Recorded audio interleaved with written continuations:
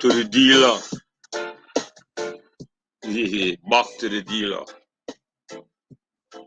You line up the thing before you get to the thing. You don't know. Alright.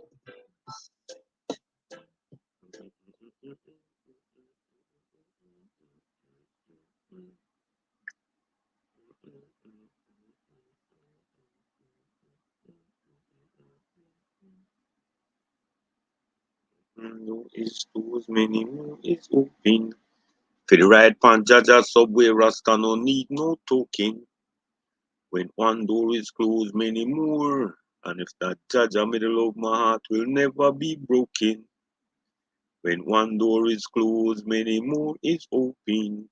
For the right pan, Jaja Subway Rasta no need no token. One door is closed, many more. And if that Jaja middle of my heart will never be broken. Me own brother try to stab me in my back. My girlfriend left me true, me never have no dollars in a stock. My best friend about the claim, Bongo Jet the smoke crack. How the lyrics where they drop the whack. Big game hunters them they set them trap. But we they pray to the Father none. They help me keep the heathens back. Yeah. When one door is closed, many more is open. For the right pan Jaja Subway Rasta no need no token. One door is closed, many more. And it's that Jaja with the love. Well, anyway, back to the dealer. Yeah. Um, Before getting into this, check this out. Crazy respect to my mom. Say, well, it was no why, bro. We only watch nothing of my mother. So yeah, we have started that first and foremost. Secondly, regular routine with the roping. So I want to respect all my brothers and my sisters and all my kids and my family and all my peoples and Chucky, Roland, Julia, Gloria, Emily, Bullet, Leroy, they said Master Lee. Yeah. Um, I want to respect all my baby name Fiona, Candice, Erica, Jaylee, Amber, and Kira. All friends and family, like I say. Yeah. Let me see what's going on. Oh, okay. Miss Arlette from the AGO. Miss Arlette is in Belize at the present moment. All caught up in the pageant. There's a lot of pageants going on. I'm gonna run some money by you directly. You got tonight, for example, you definitely have Miss Barbara doing the Queen of the Bay out there in Brooklyn. Let me see if I get up there. You know I always got the information something about the place, so yeah, you could find it. You can find it. Where is this thing? Why is this weird thing? Anyway, it's in Brooklyn. I'm gonna get the information for you before you come off. Miss Barbara is doing the thing in Brooklyn, Queen of the Bay, but I digress. Miss Arlette, that's my G right there. She's in Belize. She's doing a whole lot of things. So uh we have a lot of things on the plate too. A whole lot going on. You know what I mean? A lot of people doing a lot of good things we have to know about. So yeah, we're gonna get to that in a few minutes too still. Um this evening G Mike is having Mr. George Myvick. That's gonna be a very, very interesting show. We start that off at 2:30 BZ time. You know, you think? Um that's 4:30 New York time. So yeah. That's what's happening in a little while. We're gonna be talking with Mr. George Michael about a whole lot of things. Um, there's some people name we have to shout out with a real lion in a thing, with a giant in a thing where you know what I mean. Number one, we want to make sure I link up number one in the program first before we go any further. Yeah, Norman McFly. I want to say condolences to Mr. Franz Fairweather, Mr. Norman Fairweather, the entire Fairweather family, on their loss. You know what I mean? I want to say prayers up for my boy George Egan in the hospital, stroke all my people, you dig? So I want to get that out the way, same way. Um, Let me share this program here with Numero Uno. That's my boy right there. For real. Shit out of Brooklyn, wherever they are, they want to call it. But they got me confused as they go along anyway. So yeah, let me see.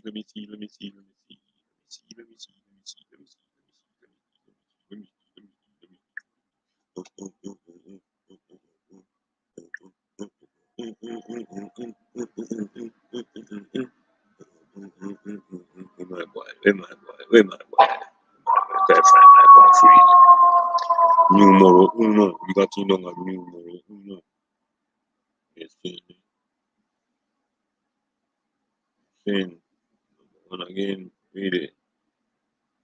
Numero uno, numero uno, numero uno, numero uno, numero uno, numero uno, numero uno, numero. Straight from out of road, no way. Straight out of the alley. But that thing come out. Whoa! Oh yeah. When one door close, many more is open for real. And then why on they do they do the they do the community thing. You think you got jokes here, we set it up probably by Christmas. You think? I think that's gonna be official. I know that's gonna be official. About it. So not a moldy thing. All right. Now back to the dealer now. Make it deal with the deal with that to the go along. Your truck. All right. Now, I say big up to me general.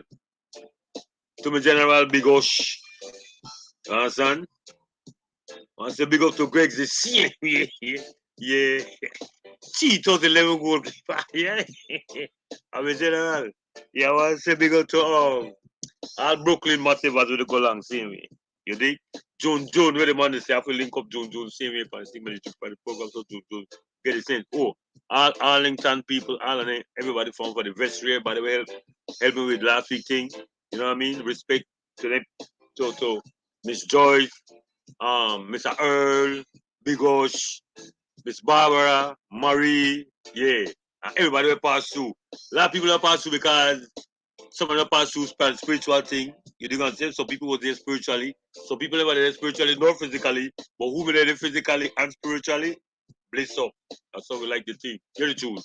When one door is closed, many more is open. For the right punch, just subway rasta no need no token. Yes. Mm. All right, now as we go along, make I show you what it want. Make me see what it say. Make me see what it say. When one door is closed. Yeah. All right. Listen, people. Listen. We want to respect to Mr. Anthony Crawford. Respect to Leonard Brackett. Well, Renee, the boss that you know. What's no? Mikey Mike. For real. Well, Mike, going to go on at the village. On the side there. Part one, and boy. Oh, yeah, all right. Sherilyn, you all right? Me leave brother, don't tell already. Garrett, Smoke Weapon, Fern, Gregory, Norman McFive, Fairweather, Eva, yeah, Mr. Ivan Dale. You alright? What's up, Brian? Mm. One Eddie Sinclair. I want to say respect to Miss Vanessa, Miss Janice Delroy, Jeffrey, Mr. Joseph Roca, yeah, Lincoln Clark. One buddy, you alright? Yeah, buddy, I'm giant in the thing, my boy, for real. You understand? But I'm a real giant in the thing. Respect due to body all the time. Did you know? Yeah, for real. One people. All right, people. Bless up, people. You understand? Ross Irwin, Ascenta, Jermaine, Mark. Yeah. One wave. Okay. I want to say big respect to Mr. Lincoln Miller. Honesty with the one. David, what's up? Bobcat, D. Bowden. Yeah, list goes on and on. I'm Steven, Mr. Perry, boy, Eddie Harris. Greggy. Greggy, remember Eddie Harris? There is Harris, say, forget political, don't call the name, the pressure, so yeah. Respect you to Eddie. Risho. Well, Morris. All right, Morris Jones. Yeah, strike at that, you know. I want to respect to Mr. Archibald Quaver, Siri, Christopher Lubin. You hear that? Christopher Lubin. None of what's none. Mr. Gilroy, Usher, Papa Curly, Zelda, Floral, Jonah Kemp, Bling Man, yeah, Belize Art, Belize, Odessa, Ian, Miracle, Brian, Robert, Michael. Oh, Michael. Michael's supposed to come for the show the record though. We are set up with the tumblers and thing. Mr. Daniel Main Respect, Junior Brown. Yeah, what the man is saying? One Rico uptown massive shrimp on him, boy. Yeah, Kenny Morgan, where you going, my brother? You alright? Mr. Bruce Barnett, Rico, all the good eye family seeing me, for real. You know what I mean? Knox, Gwenda, what happened? You alright?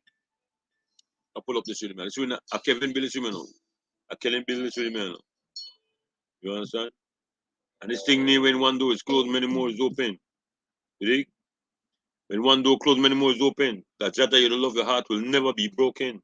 We run up into enough obstacles, surprisingly, from we own people. Then just hate we see the dread reach the pinnacle.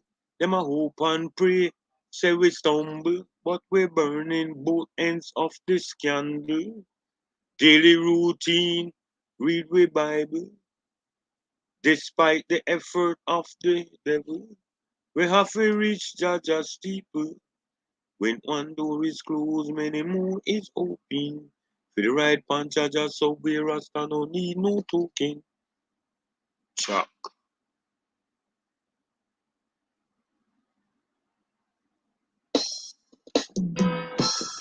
Luciano, the big bad Luciano will be in my belief. Will be in belief. Don't worry. All information forthcoming. You understand? Oh. One indigenous. Indigenous say many see. Indigenous will be in the building with Luciano to my artist that. Don't know what's nothing. I'll make sure this thing happen. You dig? Anyway, one door is closed, many more is open. For the right hand, Jaja subway. Alright then.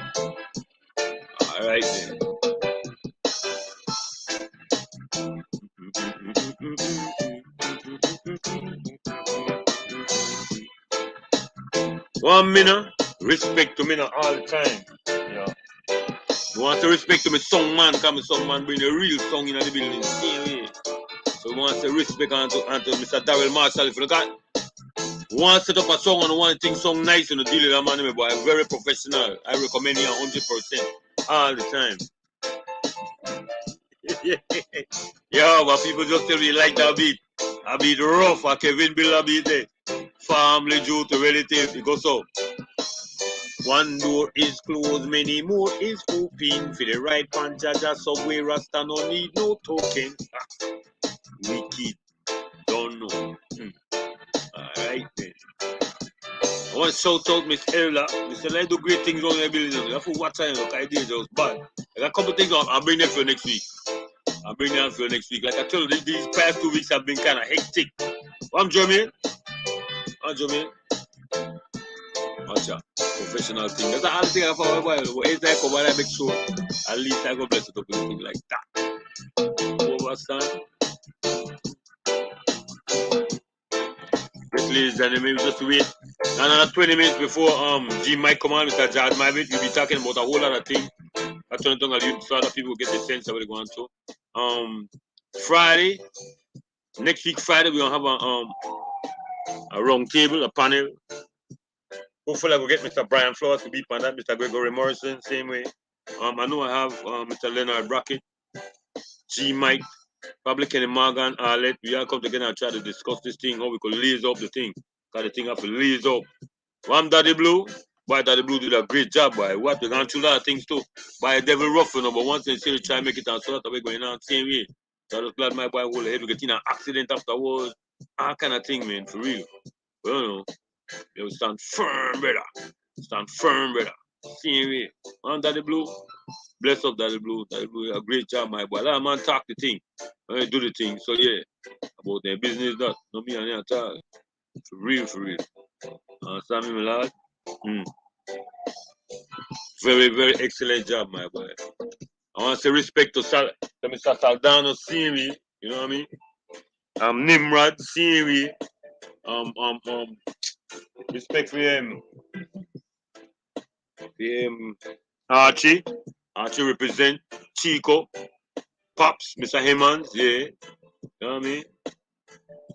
I greatly appreciate everything that we're going. You dig? Like I tell you, yo, some man talk the thing, you know. Some man really, really talk the thing, boy. But they're not ready for it. But like I said, no, what you gonna have, what you have. We don't need nothing we don't have. Always happy, never sad. Some boy think they're bad, but they only smell bad, cause no man better than God. Trust me, I tell you. For real. You can't suppress certain things, you dig what I'm saying? But what you see, a whole group of people get something because you know a fire, my brother. You dig? The fire. I want to see like old people and they get you and want you to make it and you try to bring it down for a reason. So you know, no fear, my boy. Just going like strong, believe in yourself all day. Cause that's how we do this thing. You know the point like that. You know what I'm saying? You know the point like that. One Papa Curly run the show me for me say it. Yeah, money, pounds and pence, dollars and cents. Most important sense are common sense, then tens. Boy, special come out and run and two reading for me. I say, what? Special or crucial? The crucial, Mr. D Bode. I think the man did excellent, man, for real. You know, cause sometimes I just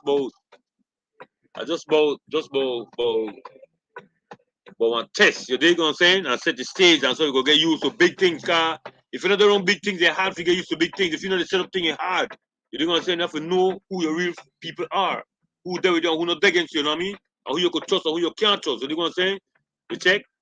So yeah, respect due to Dalton, my boy, for real.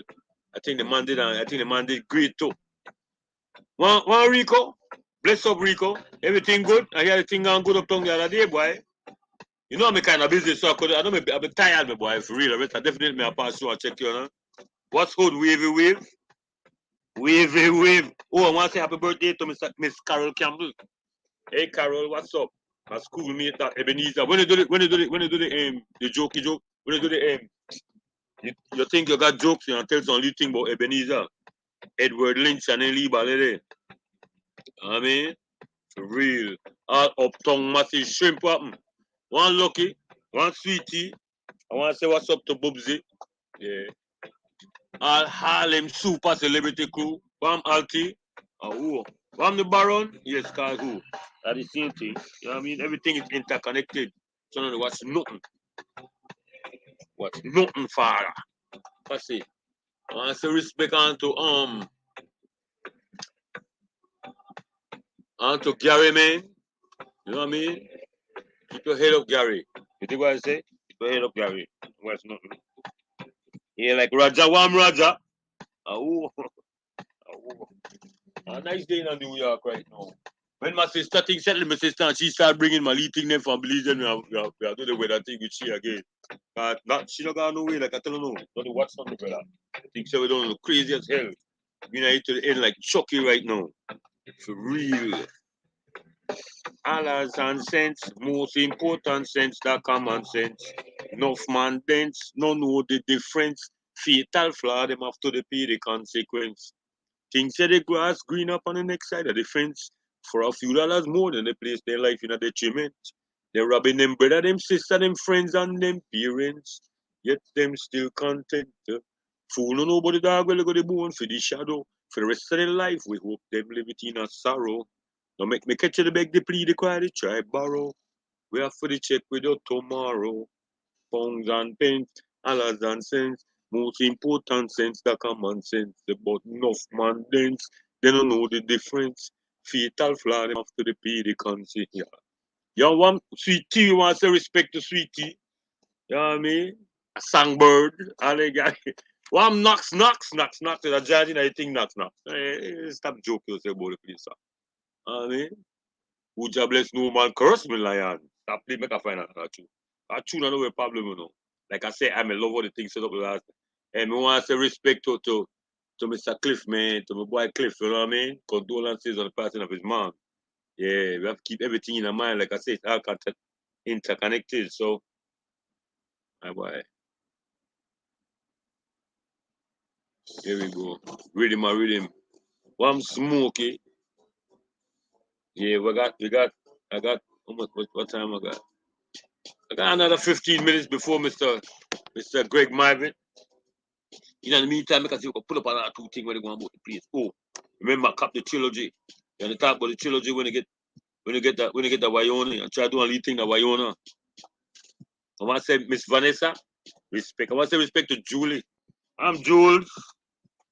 I'm Keisha. Mm. I'm Alicia.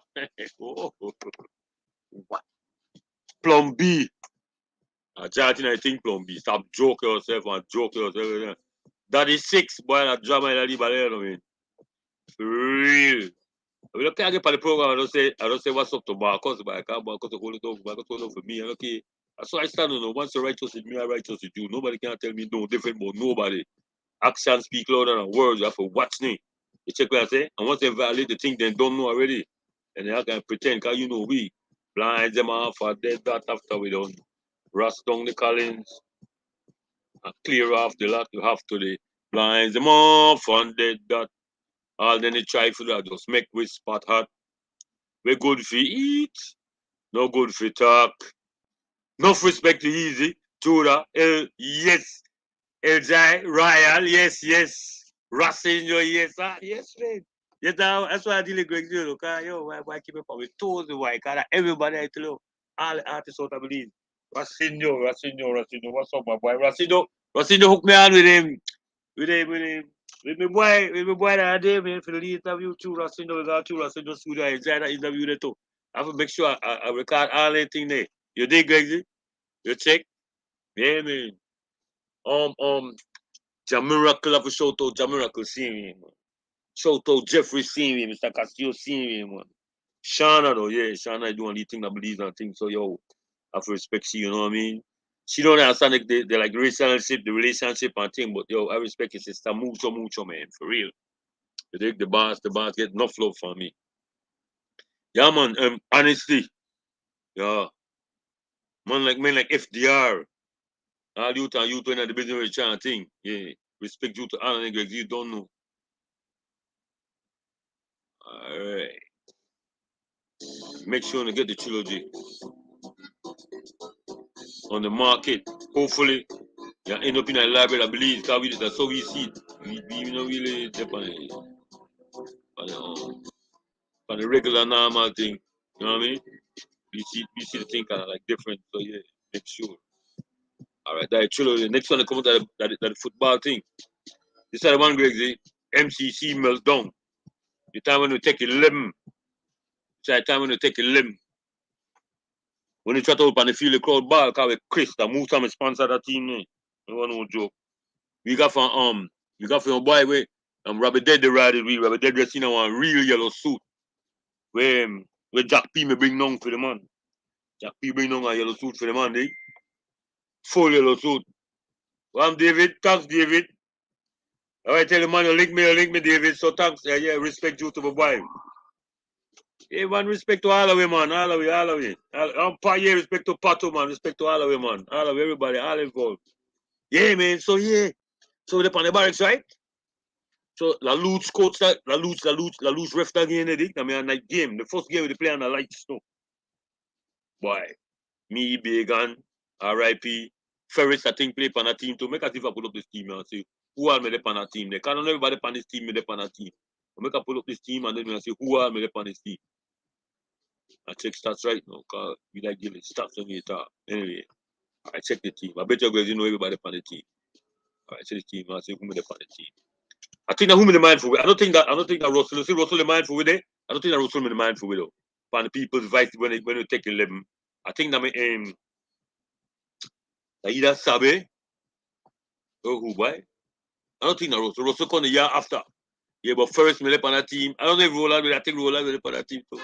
See Diggy there.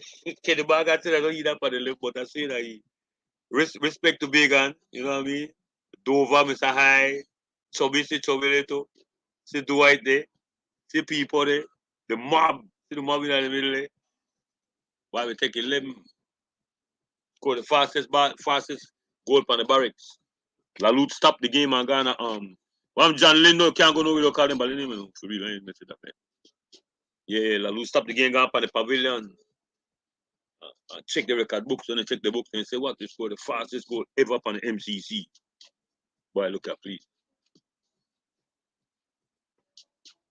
After that, we take 11. The game done 11-1.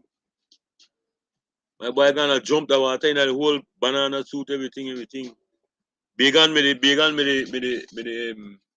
double hall over there, so on the ball him, they play over there.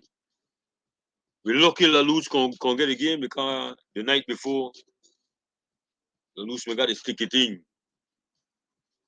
When he gone up on the radio Belize, I mean on radio, remember he said, boy la looch. And when you boy gone Steve brother come up on the radio and say, boy la looch got the baddest thing ever. The policeman real la looch the night before he looked and let him out and coach the game. And they ref the game. I think here who made up on the team, the Big Denny. Big Denny made up on the team. Who's made up on the team? Who's made up on the team? But I let me take, but that's all I remember. I'm gonna tell you, I remember I did the goal long. No, it's nothing. What should we artists now? I pull up more rhythm, because rhythm, you know. Rhythm, you know. Pull up more rhythm, rhythm for days. Original.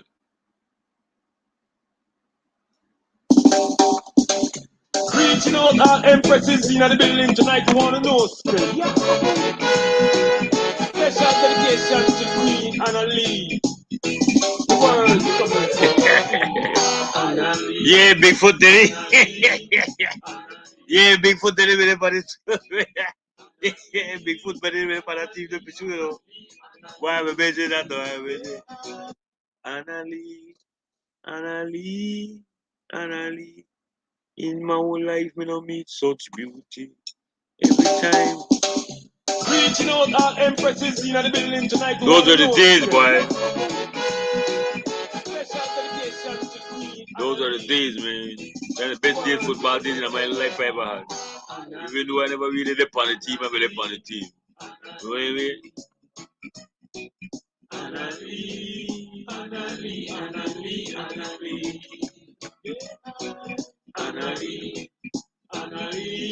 Original.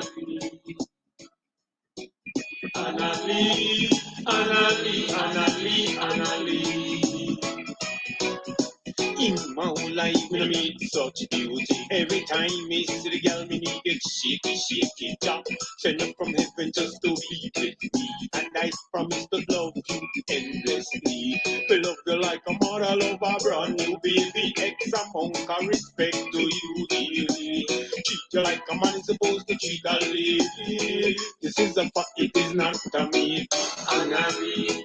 Annalie. Annalie. Annalie, Annalie, Annalie, Annalie. Annalie, Annalie, Annalie.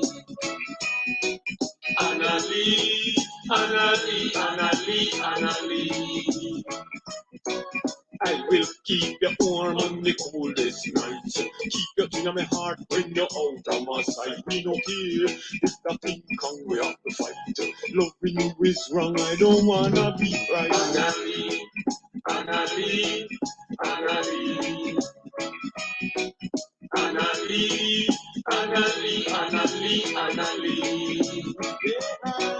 Annalie, Annalie, Annalie.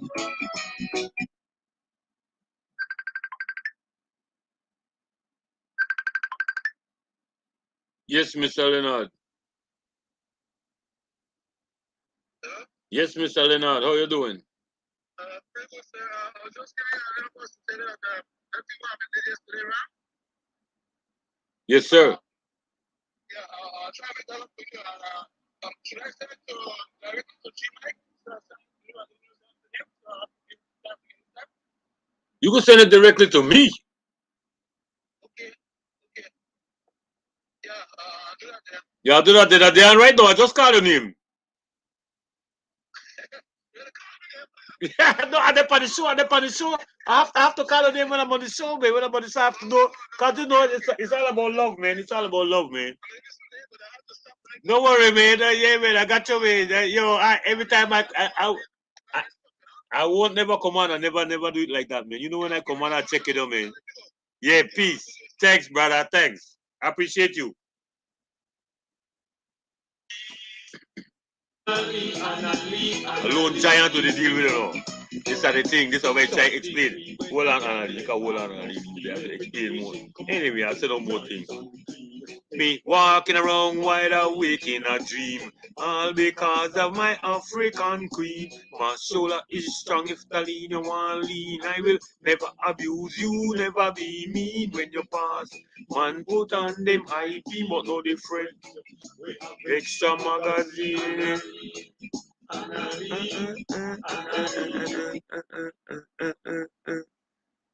Yeah, we did a lot of giant, my boy, for real. I want to respect to Miss Ella. I want to respect to Miss Ella. Definitely for all the big things we're doing there. I want to respect to Janice, because for all the things you see do. I want to respect to Mr. Norman McFly for the help out with the thing. You know what I mean? You check. I want to respect to all the beliefs. Yo, when my boy come out directly, you know, he had the full works over to go on this thing with Luciano and them boy. Boy, I believe directly, brother. That heavy, brother. The boy will believe directly, the boy can believe lit, placenta lit. I know joke. And they are stopping that Mr. Burton Park too. So know the feel no way, you know what I mean? See the merch there, we can't wait to get the merch back from the market, bye. We're so busy, you know, sometimes life gets in the way, but don't watch it. Huh? I know you them the again. I know those them they kill one another right now. The time to the pray to the Father right now. Billy's on the fire right now. No, right now, Billy's on the right now, Billy's one people. The people, a people that you know, it's not a people that Mystic Empire, rough continue. Can't wait to get the thing on the thing again. Can't wait to get it on the thing again. Real. We jump on the thing and get the merchandise to jump one more time. Everything is a test and test run, none of what's nothing. So then boom, merchandise, Kingdom Apparel, you know, the village, just a start. Beautiful sister right there. That's my beautiful little sister right there. Shane, I do like that, son. Stop playing. Yo, Greg, you remember everything too.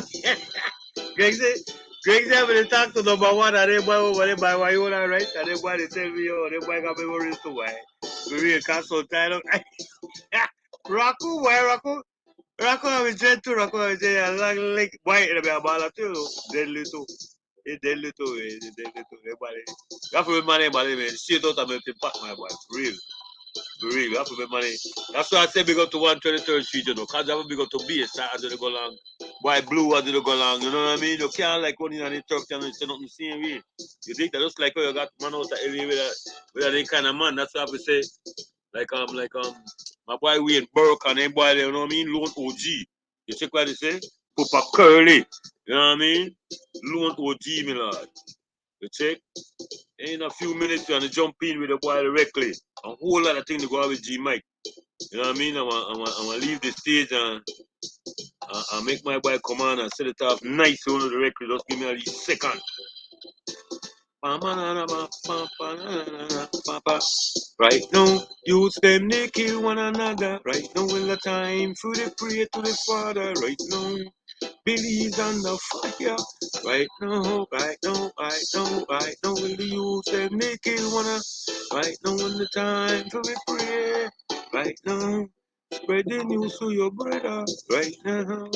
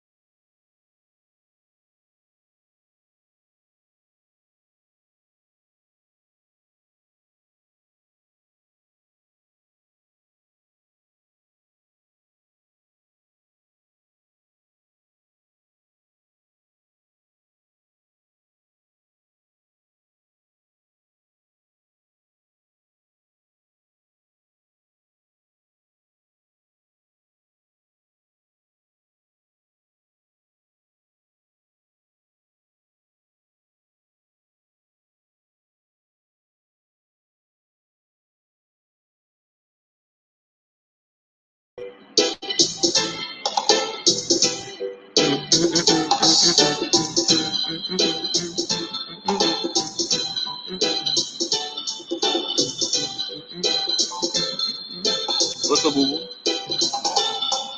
What's up? Come on, baby. It's okay. Let me put you right there for a minute. Let me just straighten out this thing.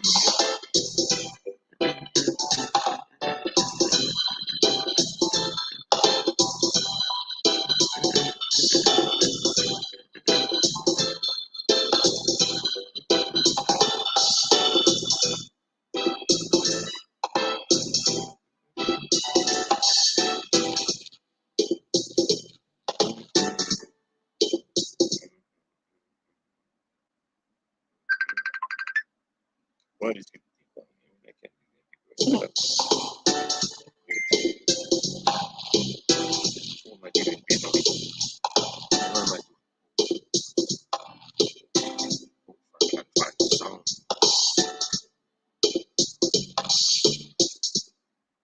Yeah, there we go. Yeah. Right now, I always remember and never forget. G Mike. Yeah. Let's see why it is. I always remember and never forget. G Mike comes on live every Saturday at 2:30 BZ time, 4:30 Pacific on the Sea Smoke /Facebook or Ballistic YouTube show. You already know. Tune in. Welcome, welcome. I am G. Mike Reed, and it's time for the G. Mike Show. Time. all right, are we on? Greetings from a bright, sunny, hot Belize City. But this is home and we like it. Cool breeze off the Caribbean Sea. Uh, Not quite every Saturday. The last couple were rough. For a minute there, I was under what was a close, similar effect of a COVID type thing.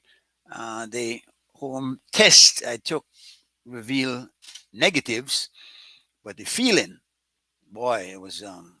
I could understand what everybody goes through who have been dealing with that virus. Um, but it's something that's passing through, and I think who's to be affected will be affected. Who's to be knocked down will be knocked down. We just have to keep our slate clean, no? Do what we can to stay ahead of the curve. G Mike with you once again. We want to do this every Saturday, but sometimes, again, like the last two Saturdays, circumstances present themselves that we have to step aside and wait until it clears up. We're hoping today to make connection with a very distinguished gentleman. How we doing, CY? Is George on top? Not at the moment. I'm getting him now while you on air. Just give Yeah, him. yeah, yeah. He All called right. me. He called me earlier, so I know he Yeah. was set and Yeah. ready. No. Yeah. Yeah, we want remind folks of the September 15th event in the Charlie Burton Park. I heard you earlier mention it. Luciano is on his way to Belize, firmly committed, and as a part of the itinerary, a stop will be the Charlie Burton Park. We will be having a football match going on, um, also a swap meet flea market type mini expo where we're hoping to get our people out there and try to generate a little slighters for the foundation for some people in the area, and also to make available to them some stuff that they might ordinarily not be able to afford. And you know, a funny thing, because it is said that one man's garbage is the next man's treasure, and that is true. We know for sure that states old thing that believes new thing. And that has been ever since. Growing up, I used to look forward to the Elite Care packages. I mean, we were, I wouldn't say abjectly poor, but certainly not well off at all. But we were a little bit above some people. We lived in an upstairs house. Most people lived in a downstairs house. Um, I remember growing up, we had a Electrolux get a kerosene refrigerator. We used to light only at Christmas and sometimes 10th of September for keep the lemonade cool. But for the most part, we went barely above nothing, but we were there. I'm always amazed at how the old folks did it. Some of these men had two, three families, 12, 14, 15 picnic, but nobody was starving. Actually, everybody was going to school. The pants they may tear up, but they may clean. Um, some of them got shoes. Some of them wear their sal physics or they thick soul Sikafi green boys. And then one we had to kick for try done. Because if you're not done, you're not getting new one. No want to hear about your foot to get the tight in there. Swing small up your foot and let's go. Because no money me there for buying more ones, no. But we were making it. I think, unfortunately, though, the pendulum has swung too far. The children today are more entitled than ever. They believe that you have to provide for them because we have tried to do that. Many of the people who grew up poor, like myself, have tried to make everything available to our children that we didn't have, and sometimes we go too far. We don't do enough to let them understand that yes, this is yours and you can have it, but along with the right to have it, there's a responsibility to deserve it, and we haven't reached that point, I don't think. Also, the discipline of our children were harsh, and I remember some folks putting their children for kneel down and greater. I know we used to get whipping with the electric wire where you pull out at the back of the iron, or one sash card we get soaked in a water that left wheels across your back. Nowadays you can't talk hard to your picnic. Picnic will call police by you. Yeah. I remember one time we got a police by my pa when they locked me out of the house. And the police come home. My pa said, well, the police say, you know, them pick me out too young for the outside. My pa said, well, then didn't abide by my rules. So if you think you want to get in shelter, carry them at your house. Because for now, then they get punished. So they don't have to sit down out there till I ready for let them in. And the police said to us, young man, I wish I could have helped you, but that man looked like a serious boy. So we sat out there and we endured our punishment, did our penance. And at the end of the day, I can't say that we were worse off as a consequence. Um, I'm still here. And I believe that I have some principles that I might not have had with softer upbringing. So I am not holding any grievance against my ancestors for being rough with me. I think we, as the current generation, need to be a little rougher, a little tougher, experience some tough love. And there are times when you have to say no.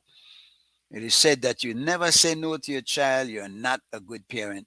And if your picnic never tell you, I hate you, you're not doing a good job. 'Cause every now you have to teach them how to live with disappointment, number one. And number two, that life will not always be rosy.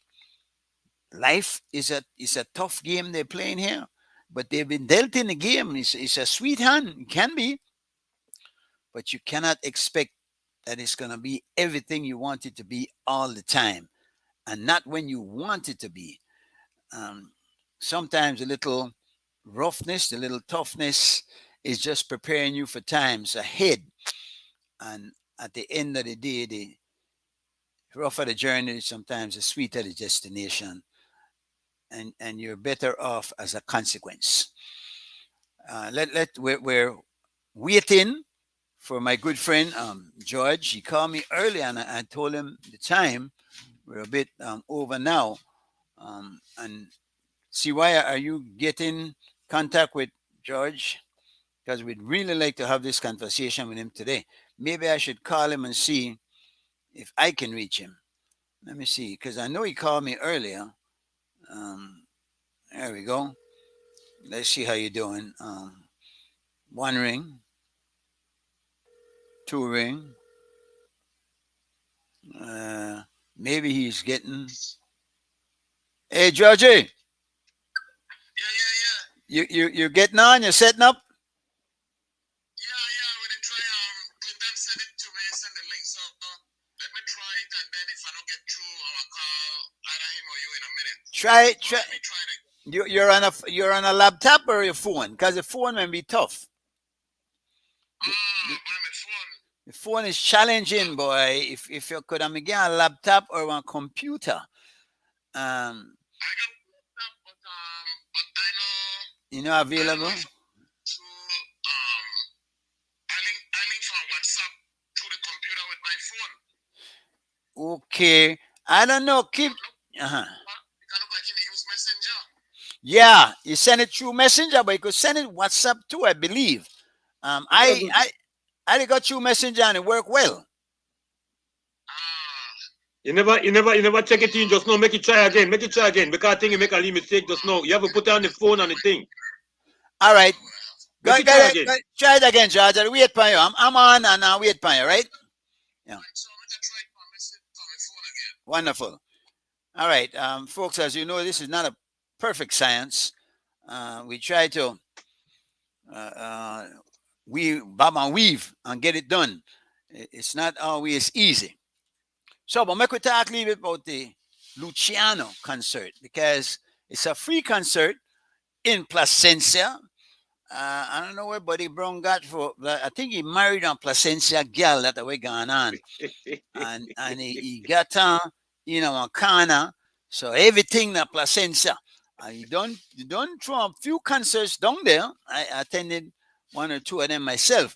You got one thing for Placencia. Placencia ought to be grateful because always then they get consideration. But we are on the itinerary for this visit.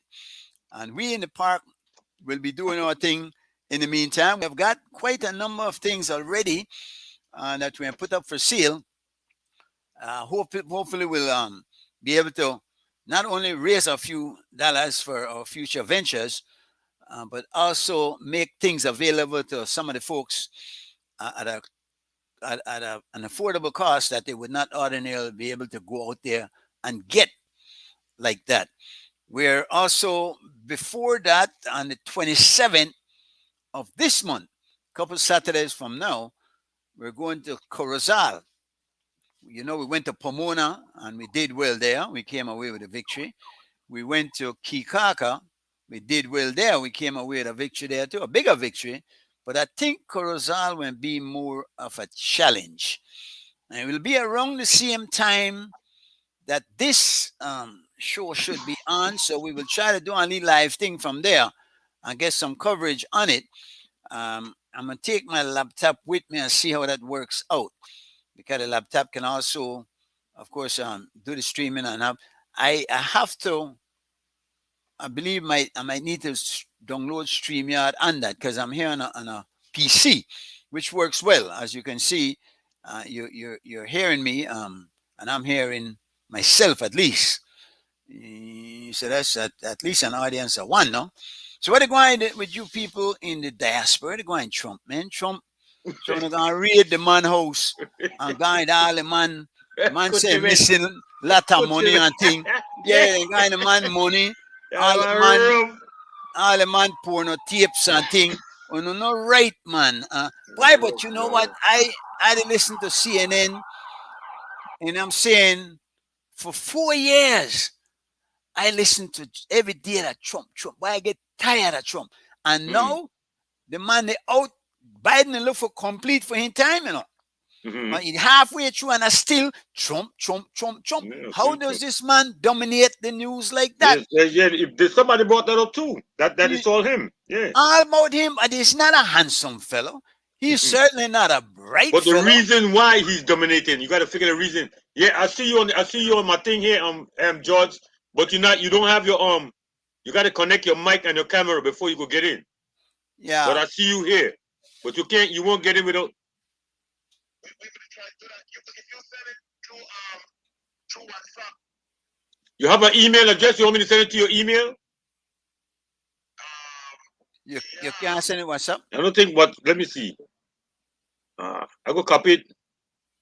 Wait, we can send it. I'll text the email. I'll text my email and then they send it. We can send that and they can. Yeah, that's better because I don't think alright. I got WhatsApp set up on my computer like that. But the email I'm better. I could send it to the email quick. 1, 2, 3. All right, try Alright. it and see, folks. Please bear with us because I Type it think in right now. you're gonna enjoy Alright, this, brother. Thanks. and I try hold George to an hour because we're gonna need some time.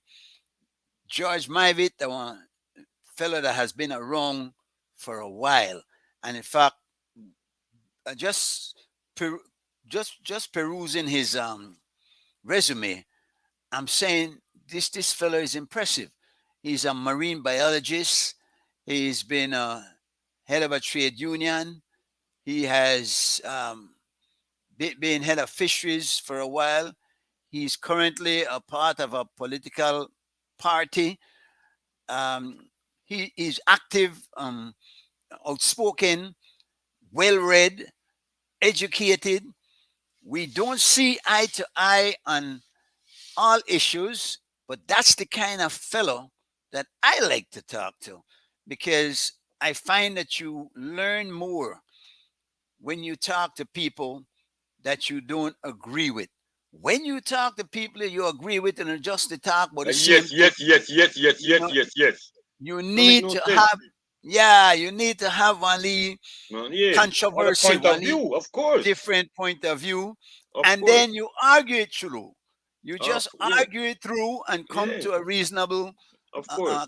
consensus and conclusion. No, Of you course. you don't want to just nobody wants to win as No. such. You win because you come away with a better understanding. But I say Yeah. dominate or Yeah, no. It's not even a conquer competition like that. but yeah, you just you have to. You just vibe. Yeah. Frederick Douglass said, "With no struggle, there's no progress." So Correct. you got a different point of view. You make your point clear. Mhm. They make their point clear, and you try with reason and see. Of You don't course. make the argument go to quarrel. But good No. argument is a wise man once tell me if you don't have an argument, find one. Because argument is exercise to the mind and the brain as physical exercise the gym is for the body. And if you push enough weights and do enough exercise, you won't get one wonderful physique. If you Mm-hmm. don't don't wind up fluffy. So I don't want to call no name. I know the thing about Smokey Dan or nothing like that. But Smokey Dan in a pretty good shape, Buddy Brown or none of anybody there, you know what I'm saying? But you need to exercise your mind by reasoning. Yeah. Argument does that for you. Argument is the key to coming to within a shouting distance of any kind of understanding. So when people tell you, I don't want to argue, you like argue. I agree. You're right. I like to argue. I don't like to quarrel. So don't get to that point. But when we get to the point where we could exchange ideas, we can agree to disagree. Yes. You have your point of view. I have my point of view. We don't have to, and this is what's wrong with the kids on the street today. They don't argue. They go straight to brute strength, to brawn. Violence. Yeah. They can't use their brains. They can't work things out. They lack of something. That's right. They lack of the spiritual side of things. Yeah. They're just like football. You might get all the talent in the world, but if you don't got the discipline and the science of the game, you're going to get lost. You're going to run wrong like you're wild and crazy, like a chicken with your head cut off. Yeah. But here's George checking in. Yeah, Judge. Yeah, Judge. Yeah, I send it to you. All right. You pop up soon, man. I send it just now, man. We shall me doing dry run, I got it. Take time, yeah, come up. Yeah. Next time we're doing dry run with whoever, because we want Yeah, but from morning I tell I really want to make a run. We want to have a lot of more interesting guests. This the something. If you don't see we every week, don't worry about it because we ain't there about. We're there about. And there are times this are just listen. Alone people will retire, we do this from a basis of donating free time and whatnot. Yes, So, no, what I love, yeah, what the no, no, vibes, yeah, so, yeah. no, got me to punch no clock. Yeah, dig it. We will dip on that, Yeah, dig but it.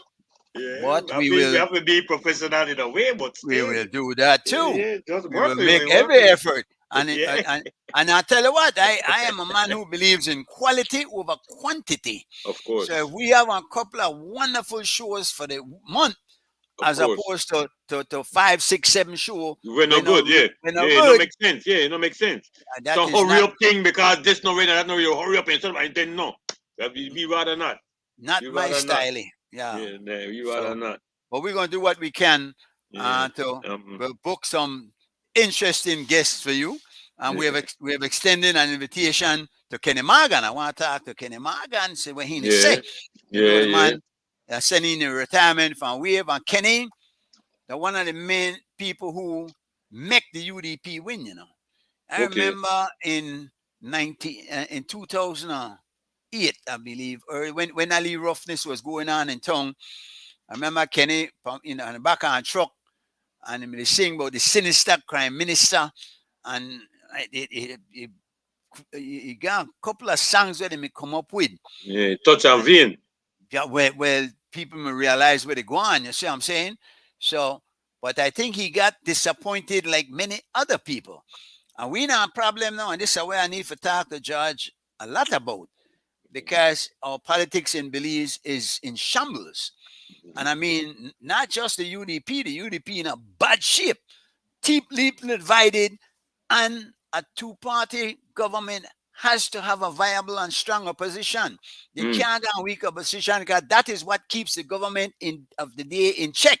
Yeah. And the government of the day needs a checks and balance. They need somebody to keep them in check, because they gonna run away. They got some serious criminals there, boy. Yeah. So potential crooks. They know. I don't know that they always are, but they have the potential of being. So the only way you stop that is to put in place that proper, that, like they said, the only thing that stops a bad man with a gun is a good man with a gun. Yeah. So you need to have somebody to say, hold it up. Look out for the people, because that's what the opposition should be doing. Not fabricating stuff and the halal kind of craziness about what we used to do and what we wanted to do and whatnot. What are you doing? Why are you doing it? Bring to light to the people's attention what is going on in our country. For the Because betterment of the country. we need to know. We need to know. That's the only way we can decide whether we You're are asking for transparency. There it is. In some form. There it is. And we have to be involved. We have to. And I'll show you a thing. This marijuana issue. They had one group of people who get up the churches and then and sign some petitions. You see how they put that on hold? Whether it's right or wrong, what I like to see is people involvement that holds the government at check. Now they have to go to a referendum and see what the people say about it. Unfortunately, the government now use the opportunities for make money as opposed to do the right thing. So what you need to do now is put that referendum as a proposal like they do in the US as a part of another election. You don't throw one whole new election just for that. The logistics is expensive. You got to put your whole electoral board in a motion. Everything have to be in place. You have to print ballots and all kind of thing. Man polling stations. That make no sense. When you have that set up as a part of a regular, there's no rush to this. You know what I'm saying? You have the city council elections coming up soon, town councils and whatnot. And then you have the general elections coming up soon also. So we have to put that as a part of the whole thing. Just another check that you need for check. You're there with this, you're not there with this. And because people have to go to the polls anyway for that. So while they're there, let us get your idea of what you think is right and wrong. Now, the whole marijuana issue, that one, is not as clear cut as you think it is. Whether you're for it or against it, has arguments on both sides. Listen, what I don't like is that they're messing people up with a police record for a silly amount of weed, and the amount of people that have been, whose lives have been destroyed as a consequence of that, is appalling.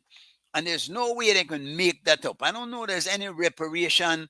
You mess up a man, put a man in a jail for 5-6 years, mess up a whole life. What you want to do for make it up to the man there? Many times they don't survive, and they go to jail. When man go to jail and only for punishment, and the whole rehabilitation thing, that one matter.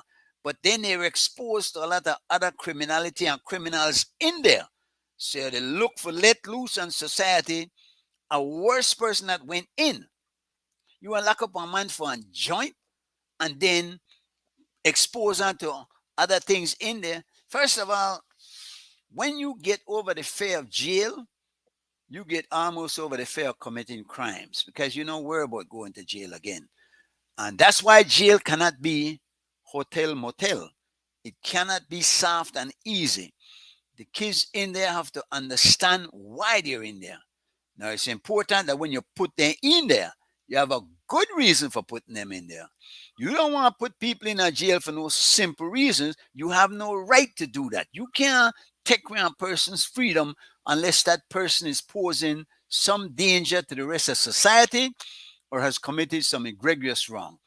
There are people who do mess up and do wrong and who deserve some kind of punishment, and society has to put that. That's the way. When you commit a sin, you have to pay a penance. You have to do your problem. You can't go into YouTube. Yeah, try YouTube. Yeah, that yeah, you need kids to help you, because we all need kids to help me. I need kids to help me, so you have to get the kids wrong. Where could do where could you just go to Messenger on laptop, go to Facebook, go to Messenger and click the link. If you send it to Messenger, that should be as long as you got one camera up on the laptop. If you got one on the old archaic kind of thing there with no camera, no mic, we in trouble, no? Like I got one of them there, so I have to adapt. Yeah, all right, so make we enter the code again. At the end of the day, so make it enter. I got to put on this one. Yeah, So, 60 seconds. Well, if you got a grandson, it depends. yeah, it should have been a good shape. Yeah, this is what I have to ask you, right? Okay, you tell me. You say, boy, you're my dad at Corozal, and I know you use your GoPro when you open certain things, right? But Right. I need for you to have it on the birthday the next week. But what I need, because I need to be, just like how you did intertwine me, I need to intertwine over there too. So I don't want, because you don't pay your GoPro, I can't get you. So my question to you was, there have to be somebody else around with just a phone that we could try on phone. When you don't pay your GoPro and you do the thing, I still need to be, but you have my G mic. Even if you're not dep on it, you don't have to dep on it. I see what I say.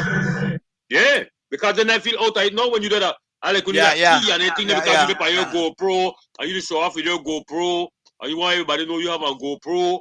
Otherwise, they know I get locked out.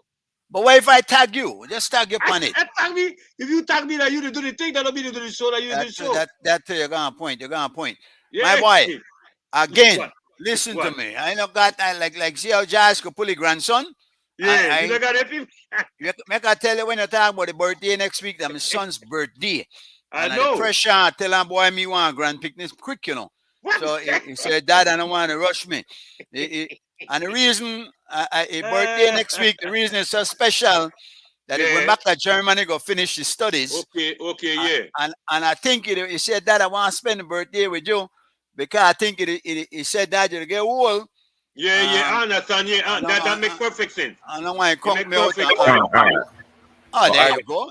Oh man, see George, the man.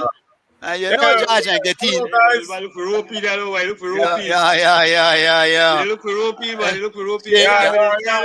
Fire. Finally. All right, guys. You have to go your own. I'll talk to you later. Yeah, man. Respect. Respect. Yeah, George, that when you pull in, back up. Your car back up. Yeah, but I I, have to call my grandson, man. this is what I say. If you deal with technology, boy, then kids, that damn boy, I don't got no shame about calling my son and say blah blah blah blah blah, and dad, damn, that is easy. Look, just blah blah easy. So I'm saying easy for you, you know.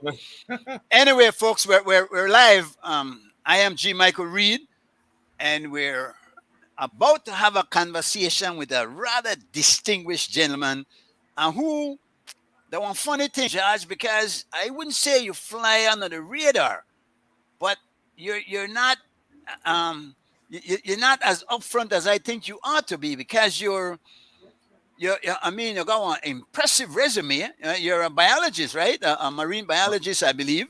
Right. Lots of experience in there.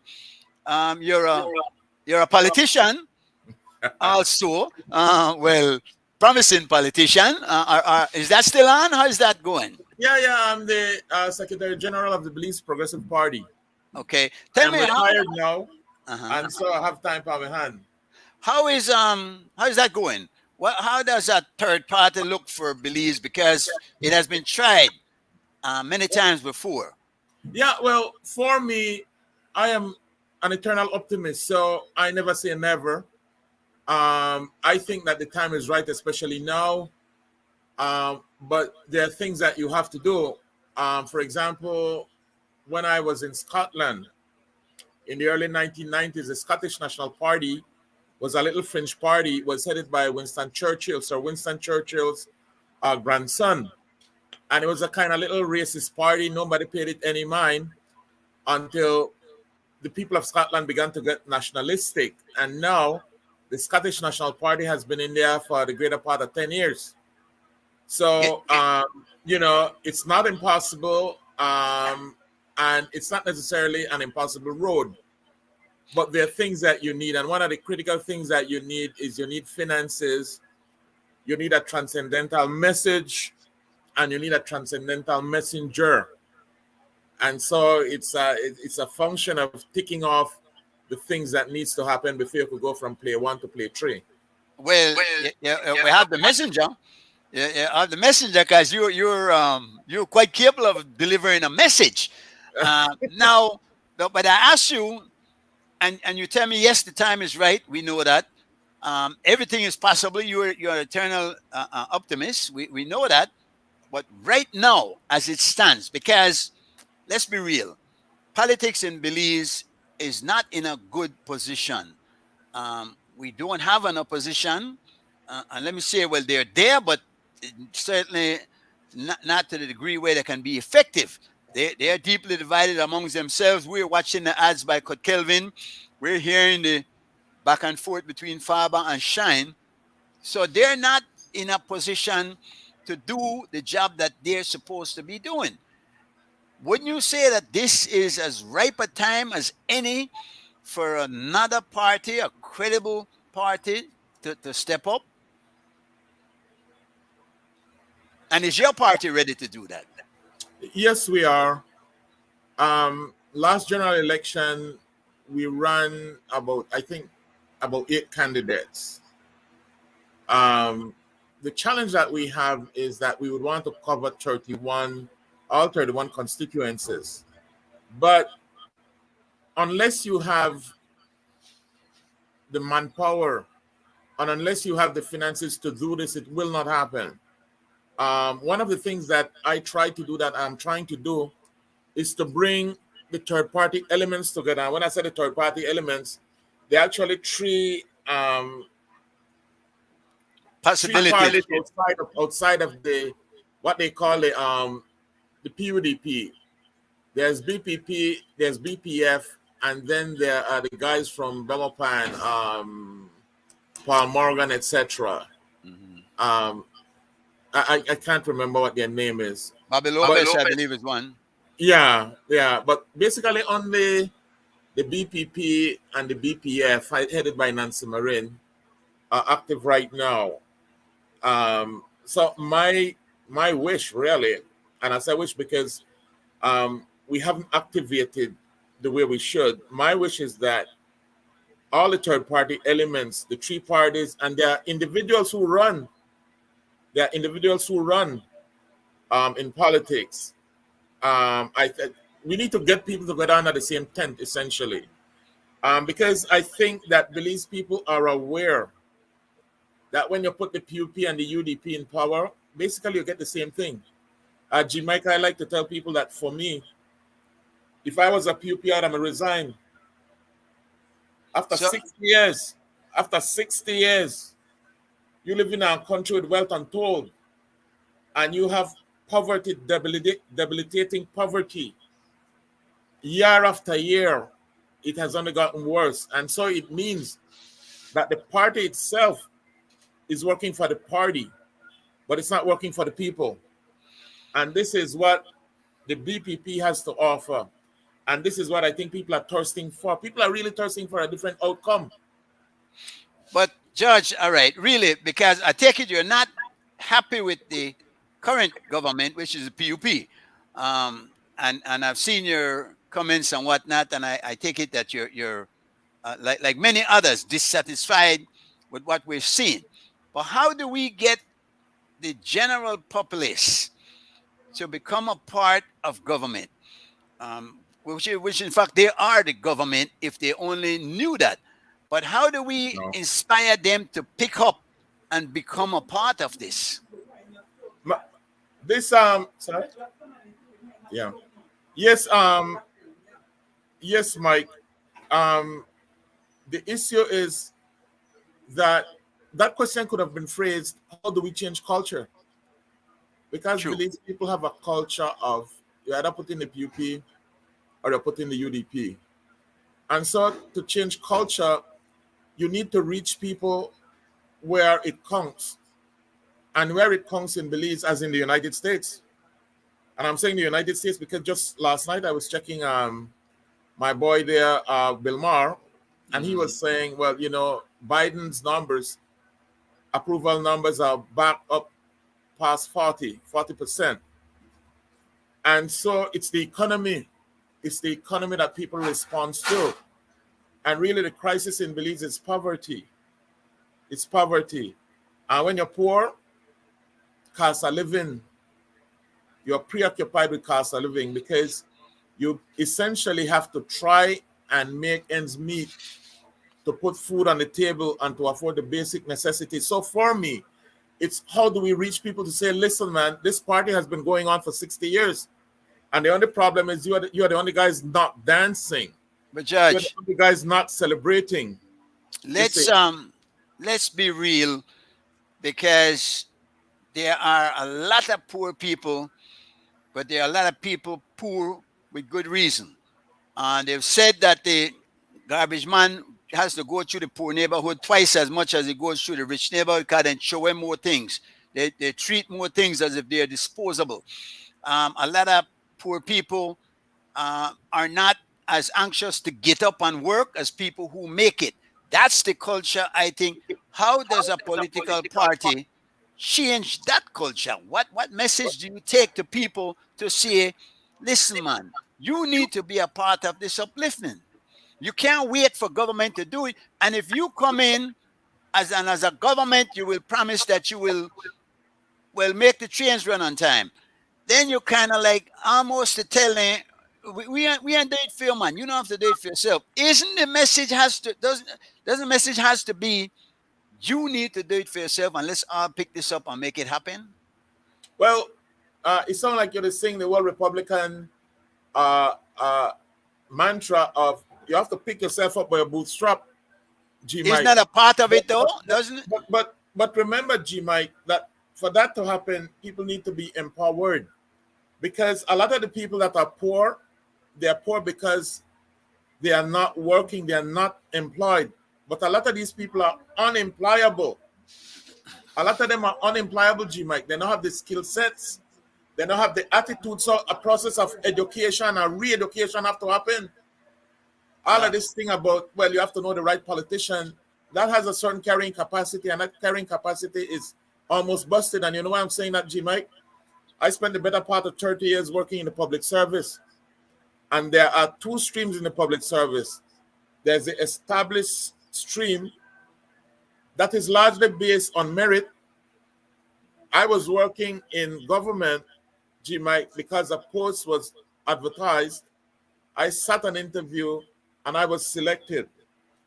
The other stream that happens in the public service is a function of political patronage. When one party Cronyism. win, then bring on them people. Right. And so now you have a huge wage bill, which has implication for poverty, because if government have a huge wage bill, it means that the surplus money that they could have used to affect public service is not happening.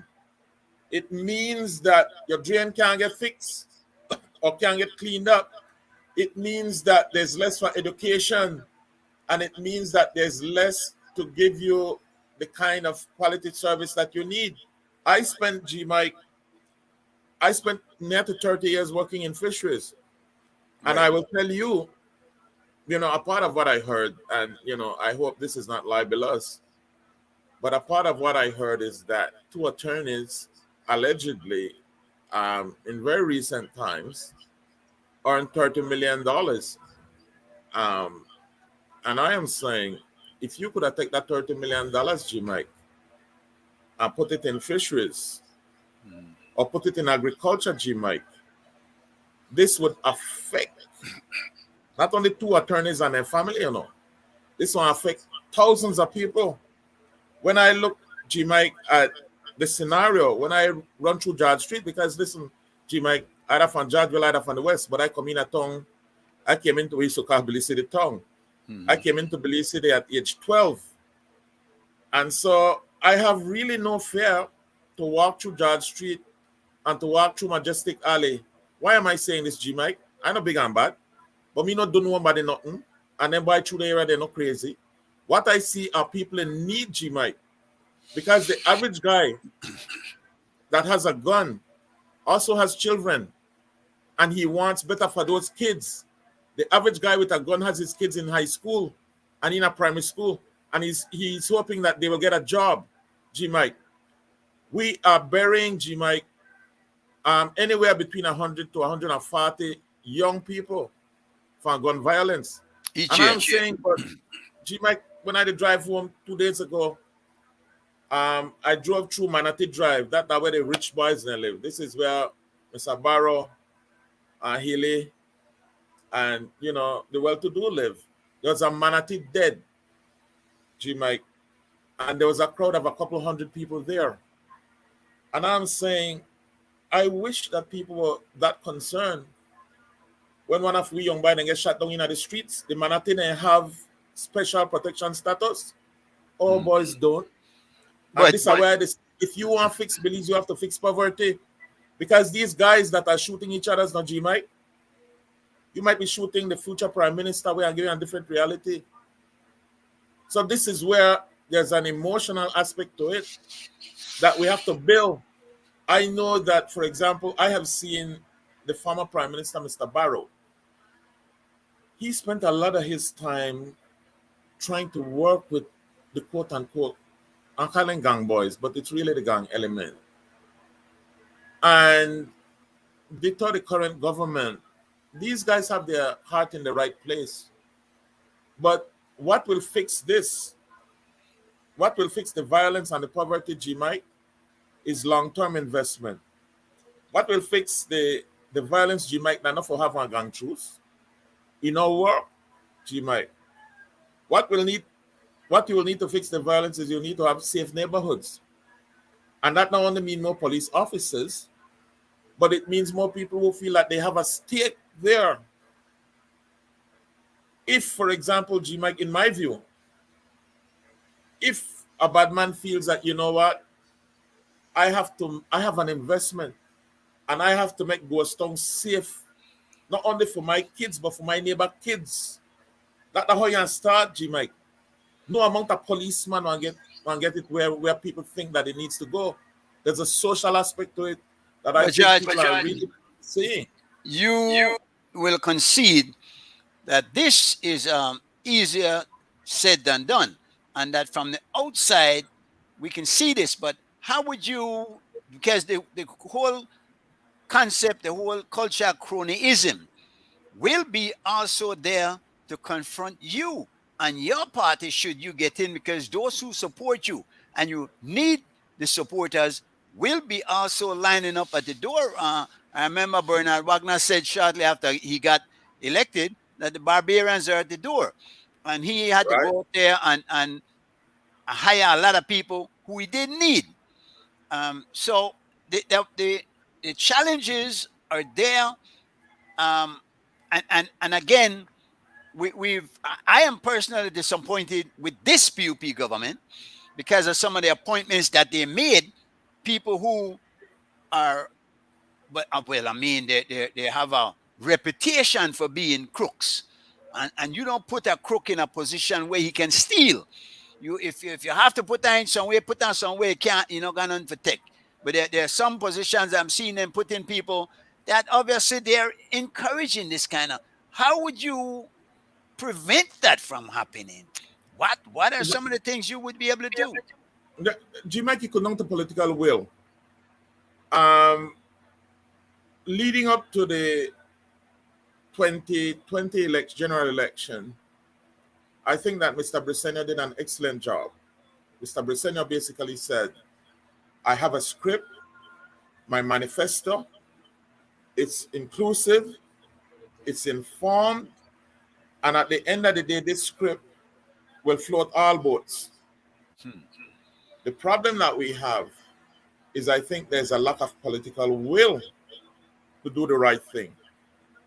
When you look at who was behind that script, G-Mike, there's my former CEO, Dr. Marcelino Avila. There's a very, very erudite gentleman that I met also, Dr. Martinez. I think he's now at the Ministry of Economic Development. There's the brain power to move the country in a different direction, G-Mike.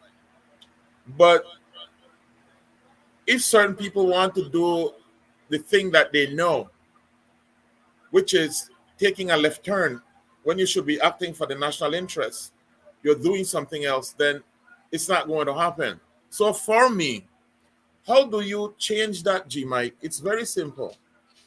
Why don't we concentrate on expanding the economy? Why don't we do that?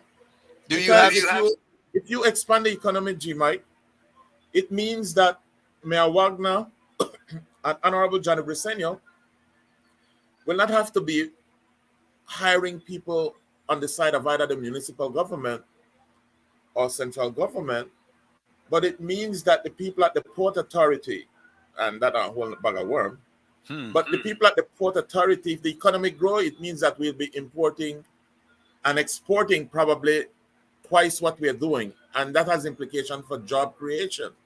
So I think the fundamental thing that needs to happen is that you have to rethink a strategy to expand the economy. I believe that the operative question will be, well, how? Much of what we have done, G-Mike, has been tourism. That has limited potential to expand the economy, because apart from people saying that tourism has grown by 400% last year, you're not seeing it in terms of the jobs, and you're not seeing it in terms of the economic numbers. And so for me, I think that you want to grow the economy, but you want to grow it in such a way that the small scale people them profit or them prosper. Because you could, G-Mike, there's been a lot of conversation about, I want to use the word weed, but it's, I don't remember what the other term is, but there's been a lot of conversation about that everybody wants to get into. Marijuana or hemp? Yeah. Someone are there. I think they're, from a biological standpoint, I think these trees belong to the same family. Right. It's a function of the amount of THC. One gets you high, one don't. Yeah. One gets you high, one don't. Right. I am saying that this will not affect poor people in the way that they think it is. Because what will happen is that the mechanized guys will take this over, and this will be driven again by cheap labor. You know where cheap labor come from? Not Belize. So I don't see I don't see why people should have been jumping up and down for that. I think that if you substitute the word food production for hemp, you're killing more than one bird. But are you going to get people out there planting food? Because Well, certainly they want to plant weed, but will they they, they, plant food? they want plant weed, but they need to plant food. And you know why, G Mike? At the end of the day, food mean money. But You understand me? George, you're going right back to George Price's philosophy, man. 'Cause he was the one, the Green Revolution. He wanted Yes. people to go out there and farm, wake up and work, and he was Yes. ridiculed for that. What's your impression of George Price at this point? In your George was visionary. George was visionary. He was a man that saw far beyond his time in terms of where we needed to be. I have not seen a script, but I've heard people basically said that were close to George Price that he was really not jumping up and down for tourism. right, he wasn't Because he felt that really what you'll be doing is you're just basically hiring servants. the roommates. Servants, we're servants. Yeah, So he wasn't jumping up and down for that. yeah. I can remember growing up, there was a talk of Belize being the breadbasket of the Caribbean. Right. And I think a part of the rhetoric that you were saying, Mike, wake up and work. I think there was one that says, grow what you eat. You understand me? If you look at just at that, Mike, there is a situation in the Ministry of Agriculture where some favored person will get the permits, plural, to import vegetables, onion, sweet pepper, carrots when they're out of season. Mike, you want to tell me that over 60 years we can figure this out? But can you stop that, Judge? Is there You a can. way? It's corruption, Mike. It is corruption. We It all is know, and corruption. people know. I think one of the bigger problems we have is the complacency of Belizeans, where they see things happening, they know it's not right, but they throw up their hands. What can I do about it? What can we do about it? Well, if we limit the conversation for the sake of reaching our audience, if we limit the conversation to the vegetable scenario, Mike, you could grow vegetables throughout the year, but it's not going to happen outside like classical agriculture. There's a greenhouse technology that is, I don't know, probably definitely more than 50 years. And we need to adopt greenhouse technology in terms of vegetable production. Why am I saying this, Mike? I am now retired. I'm a consultant. And me and one of my colleagues, we got a job from World Bank on a fisheries diversification program. Essentially, when I went to work for fisheries, Mike, which would have been 1987, there's about 900 licensed fishermen. Currently, Mike, there are over 3,500 fishermen. The sea is not growing. Essentially, those 3,500 fishermen are chasing even less fishes and lobster and conch than the 900 were 30 years ago. And so I am saying that what you need to do and what government did was to say, you know what, everybody can't be fishing. And so me and my colleague got this job from World Bank essentially as consultants to basically run through greenhouse production, etc., etc. And what I found is that essentially you could grow 10 times the amount of sweet pepper in a greenhouse throughout the year that you can grow outside in a field. And so I am saying that there has to be a policy shift, Mike. There has to be a policy shift that says, you know what? We don't need to import no sweet pepper. We don't need to import no broccoli. We don't need to import no carrots. It can be done. But there has to be a leadership that says no more vegetable permits for the usual suspects. You made the point earlier, though, and it's valid. And you're saying, should we go to hemp or weed? we need to look at who would the workers be, because the big machine people are going to do it, and we know that. We know who have the big machines. They're Right. not Belizeans. Right. But we look now at vegetables, and we see who's planting, who's bringing them to the market, and Right. they're not born Belizeans. They're not Belizeans that like me and you. Well, They, they're not. they have been, they're basically the recent immigrants that have come in. Right. Again, how do we get across to our people a message that even way back in George Price Day, he was trying to get across to people, you need to get involved in feeding yourself. That one funny thing, because you said earlier that Republican rhetoric, and I was speaking to a guy the other day, and he says, "But you sound a bit like a Republican." But a funny thing, because the Republicans are not all wrong, neither are the Democrats all right. Now they're not. Neither of them are all bad either. So we have to look at the things that make sense. The Republicans might also be the more patriotic kind of move, and maybe we need some patriotism about us. You know, Trump's rhetoric was, well, make America great again. Maybe we ought to look at that, how we can make Belize Belizean again. And I think the diaspora now comes to mind, because we need that brain drain that went out after Haiti, after independence, to reverse itself.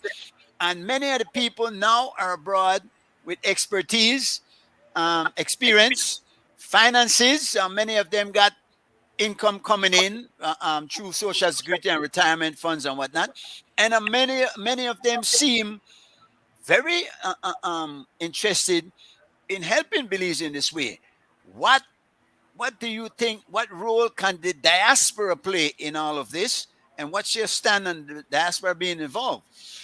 Well, if you look at the elements of production, land, labor, and capital, the diaspora, definitely by virtue of living in a country that is 12 times more wealthy than Belize, should be in a better financial position to basically invest. All right, generally. In terms of labor, the labor pool is here. All right. In terms of technology, that is here also. So I believe that the diaspora needs to come together in a way that they can pool their finances. Why am I saying this, G. Mike? A part of my education was in fish farming, quote unquote, which included shrimp farming. G. Mike, about 10 years ago, Belize was at the pinnacle of shrimp farming success. At that time, we were exporting between $110 to $120 million worth of shrimp. You know how much fish we've been exporting from the sea, G. Mike? When I went, we were exporting about 19 million. When I left, after 30 years, we were exporting 24 million. Just 5 million in Ghana. So in aquaculture, we were doing 5 times the amount of production in 5,000 acres of pond that we were doing in the entire Belizean Sea. Long story short, for you to do that, it takes a tremendous amount of capital. Aquaculture generally, G. Mike, is capital intensive. And I believe that our people in the diaspora should invest, but they have to understand the financial aspect as well as the technical aspect. So if I were advising people in the diaspora to get into shrimp farming, a break-even shrimp farm, G. Mike, is at least $1 million. And so if you are living in the United States and you have, let us say, $100,000 that you can invest, it's far from sufficient to get into fish farming generally. Unless they pool their resources. Unless they pool their resources. Right. they're at the right place in America where the stock market rules, and so you almost have to have a kind of Belizean stock market to invest in Belize to get your return on investment. So I saw some rumors about that the other day. I believe it was Kalila that brought that up. Does Belize need a stock market, and would it help? but that's I don't think I qualify for answer that question, G Mike, in the It needs some sense more that thought, right? Yeah. no, Tell no, me no. some. Well, no, it's outside of my discipline, and so I don't know if we have the amount of capital and the amount of transactions to justify a stock market. This is something that I would like to see the people in economics kind of discuss and debate. Dr. Martinez from I think the Ministry of Economic Development, my colleague there from Beltrade, Dr. Almandares. These are the people that I would like to see weigh in on something like this. The discussion needs to be held, though. It, Tell it, me it does. what happened, because I remember a couple of years ago, a big thing was, and you're talking about aqua farming, was the tilapia project. And Right. what happened with that? And is that still on the way? Is it yielding any fruits? Um, that's a good one. We went down to one tilapia farm. It's fresh catch, owned by a local businessman, I think, Mr. Finstein. I don't know that it is operating now, G Mike. I do know that COVID, a part of the impact of COVID was that it impacted the export market Mhm. because aquaculture generally, food production aquaculture is destined for the export market. 90% of it, we don't have the population to support it. So I do know that the markets kind of were greatly affected, and that would obviously impact production locally. It would be interesting to find out from Mr. Finstein. Troy Gab is a colleague of mine.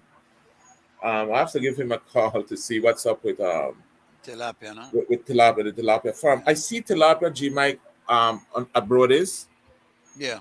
in the supermarkets, but I don't know if it is wild caught tilapia or if it is farm tilapia. I suspect, G Mike, but don't quote me on this. I suspect that some of it is still farm tilapia. And why am I saying this? Um, Whenever you go to a restaurant, the Chinese, etc., and you buy a fish burger or you buy a fish fillet, there's a 80% chance that you're getting tilapia. Well, it's 100% chance you're not getting snapper. That's for Yeah, sure. yeah. Yeah.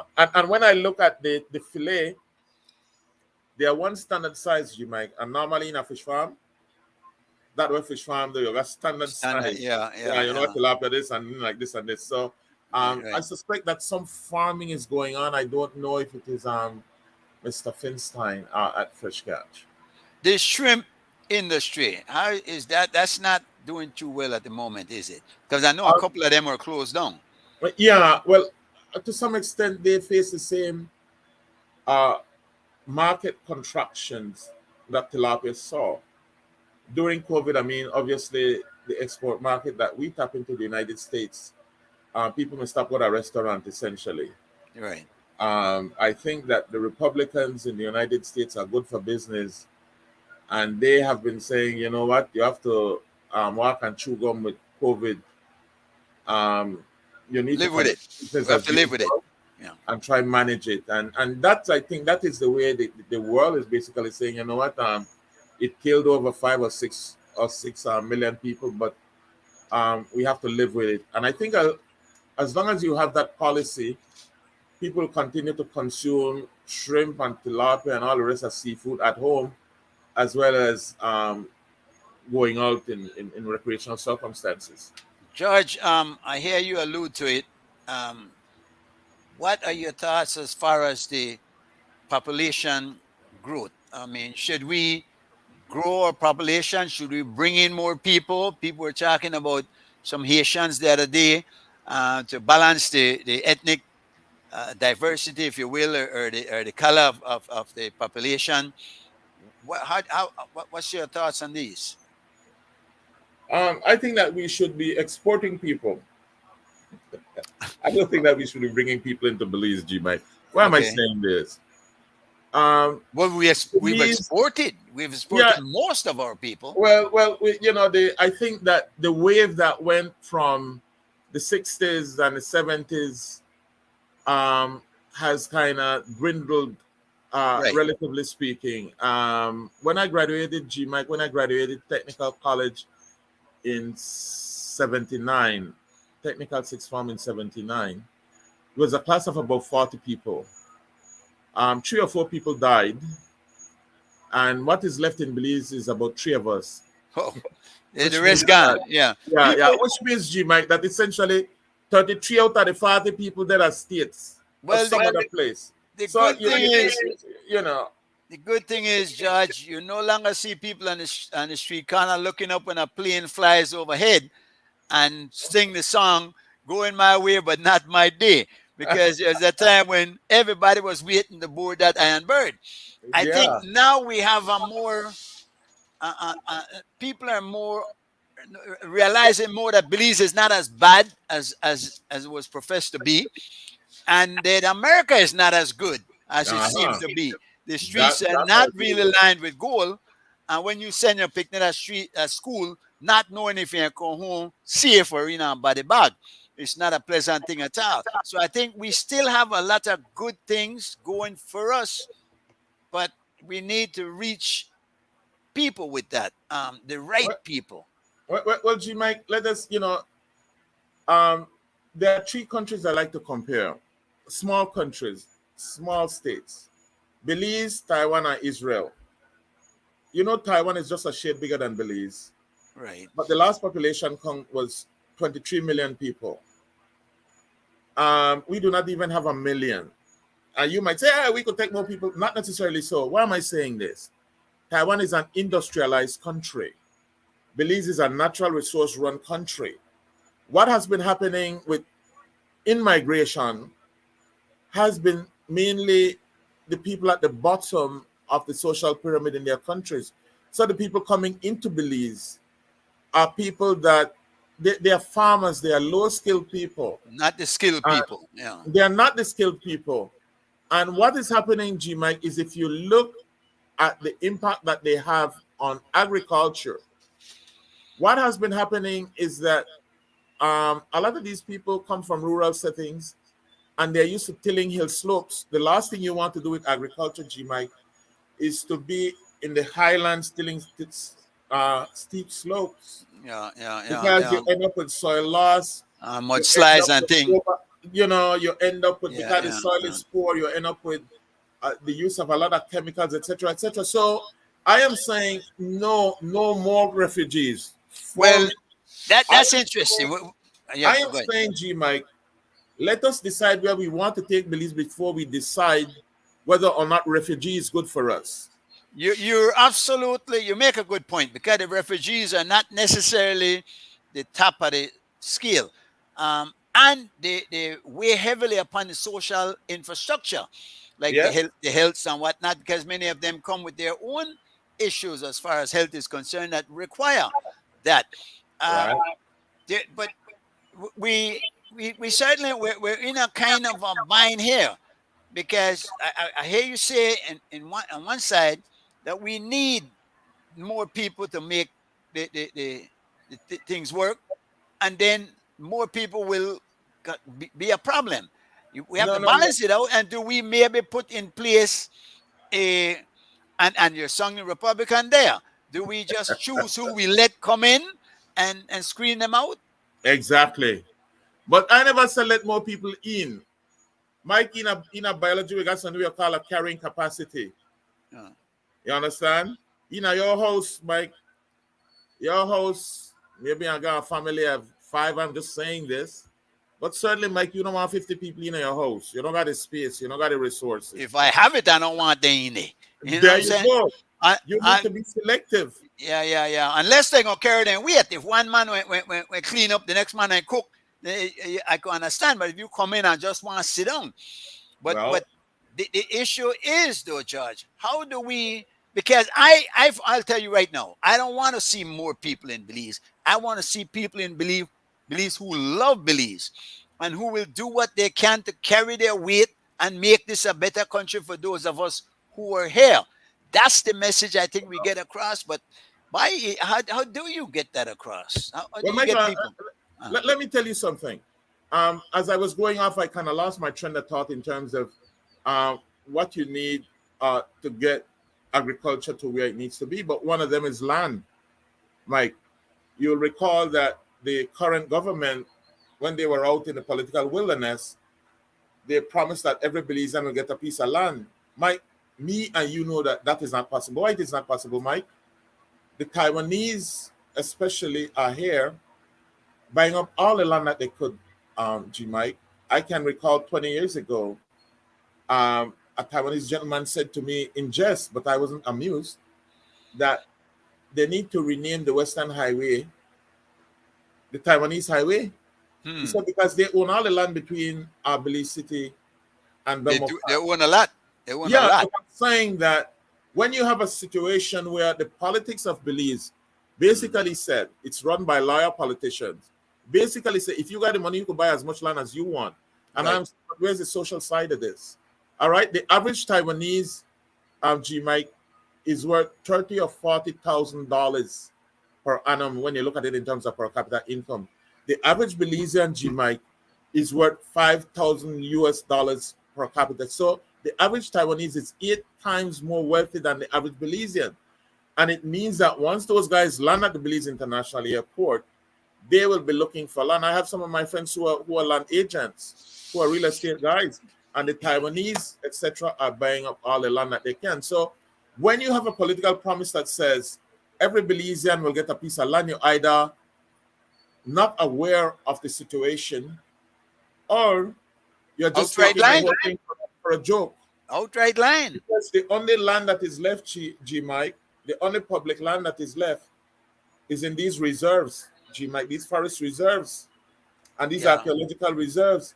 And where are these lands, G Mike? These lands are really inland in the mountainous areas, exactly where you don't want agriculture to happen.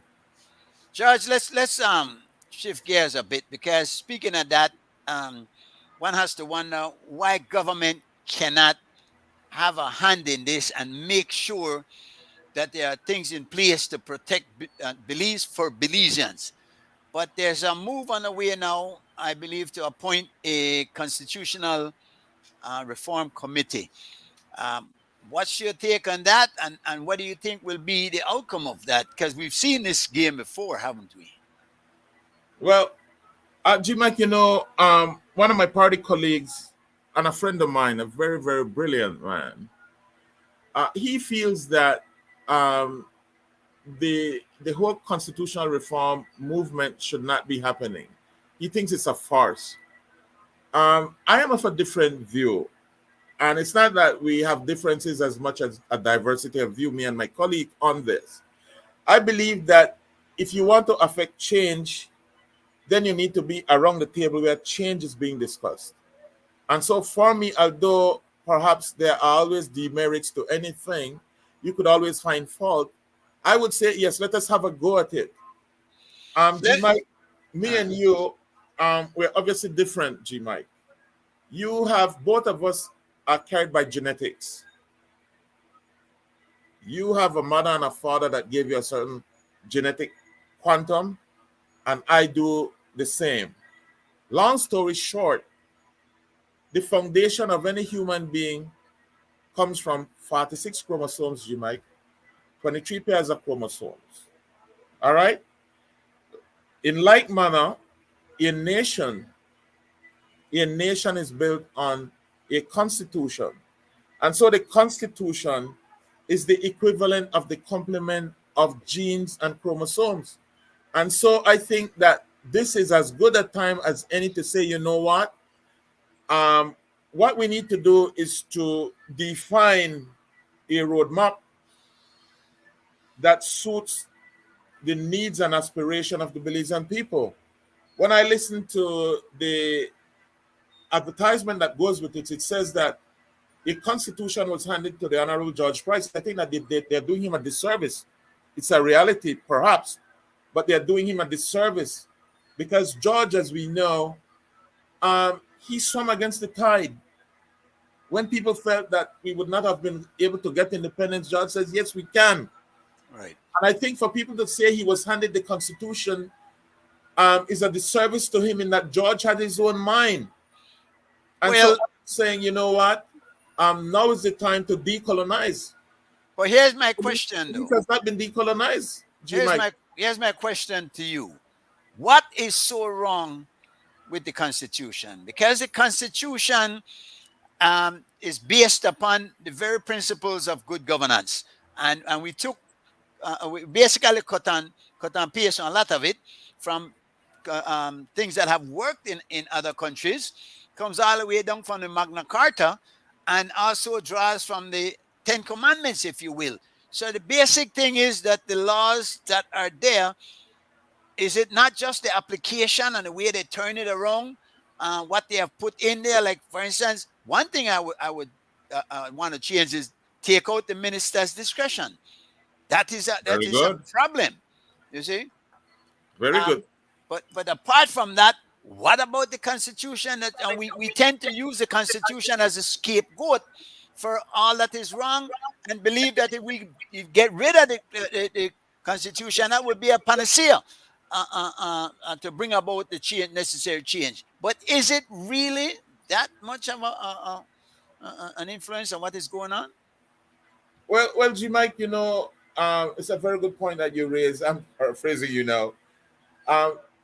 There was this gentleman called Mr. Artis. I think he was a former PUP minister, a very, very learned man. And he basically said that in an article that he wrote in the Mandela some years ago, that one of the countries with the best written constitution on the planet was Nazi Germany. It was Nazi Germany. Okay. In the 30s. And what was the point? We know that you could have the best script, G. Mike, but if you are not subscribing to the script that you have, you could have the worst outcome. Excellent point. Excellent. That Adolf Hitler took us through. Right. So having a constitution does not assure good governance, and it does not assure good outcomes. I'll give you two problems that we have, G. Mike. One of the major problems that we have is, as we all know, there's the executive, the legislature, and the judiciary. Right. We do know that the legislature and the judiciary are just subservient to the executive. Indeed. The executive basically put justices of the High Court on contract. Exactly. On short-term contract, and we know so that have to fix. Right. So there are certain fundamental things that needs to be fixed. But the Constitution is not, George, is not the Constitution that's doing that. Yes, it is. We have in effect a dictatorship where the prime minister basically does everything, and we need a governor general with some balls, if you will. But G. Mike, remember that the prime minister does that because he can, and he's enabled by the Constitution. G. Mike, you will recall. Go ahead. Yeah, you will recall that there was a minister who was caught in flagrant delicto. Right. With a gentleman, some left Durman. And the prime minister at the time basically said, if I find that my minister is lying or he has crossed the Rubicon of impropriety, he shall be gone, or words to that effect. And his nose was grown. When his hand was called, you know what happened? His nose was growing. He never, exactly. Yeah, and this all happens because no policeman could go arrest any minister of government. It's not going to happen, G. Mike. And I am saying to you, I am inviting you, G. Mike, and I'm sorry, I don't know if you see my finger. I'm inviting you, G. Mike, to go and read the manifesto of the Belize Progressive Party. You know what we said? We said that the police shall not be a part of the executive. The police shall be a part of the judiciary. The police should answer to the Chief Justice. So you see what I'm saying? Should maybe the commissioner of police be elected?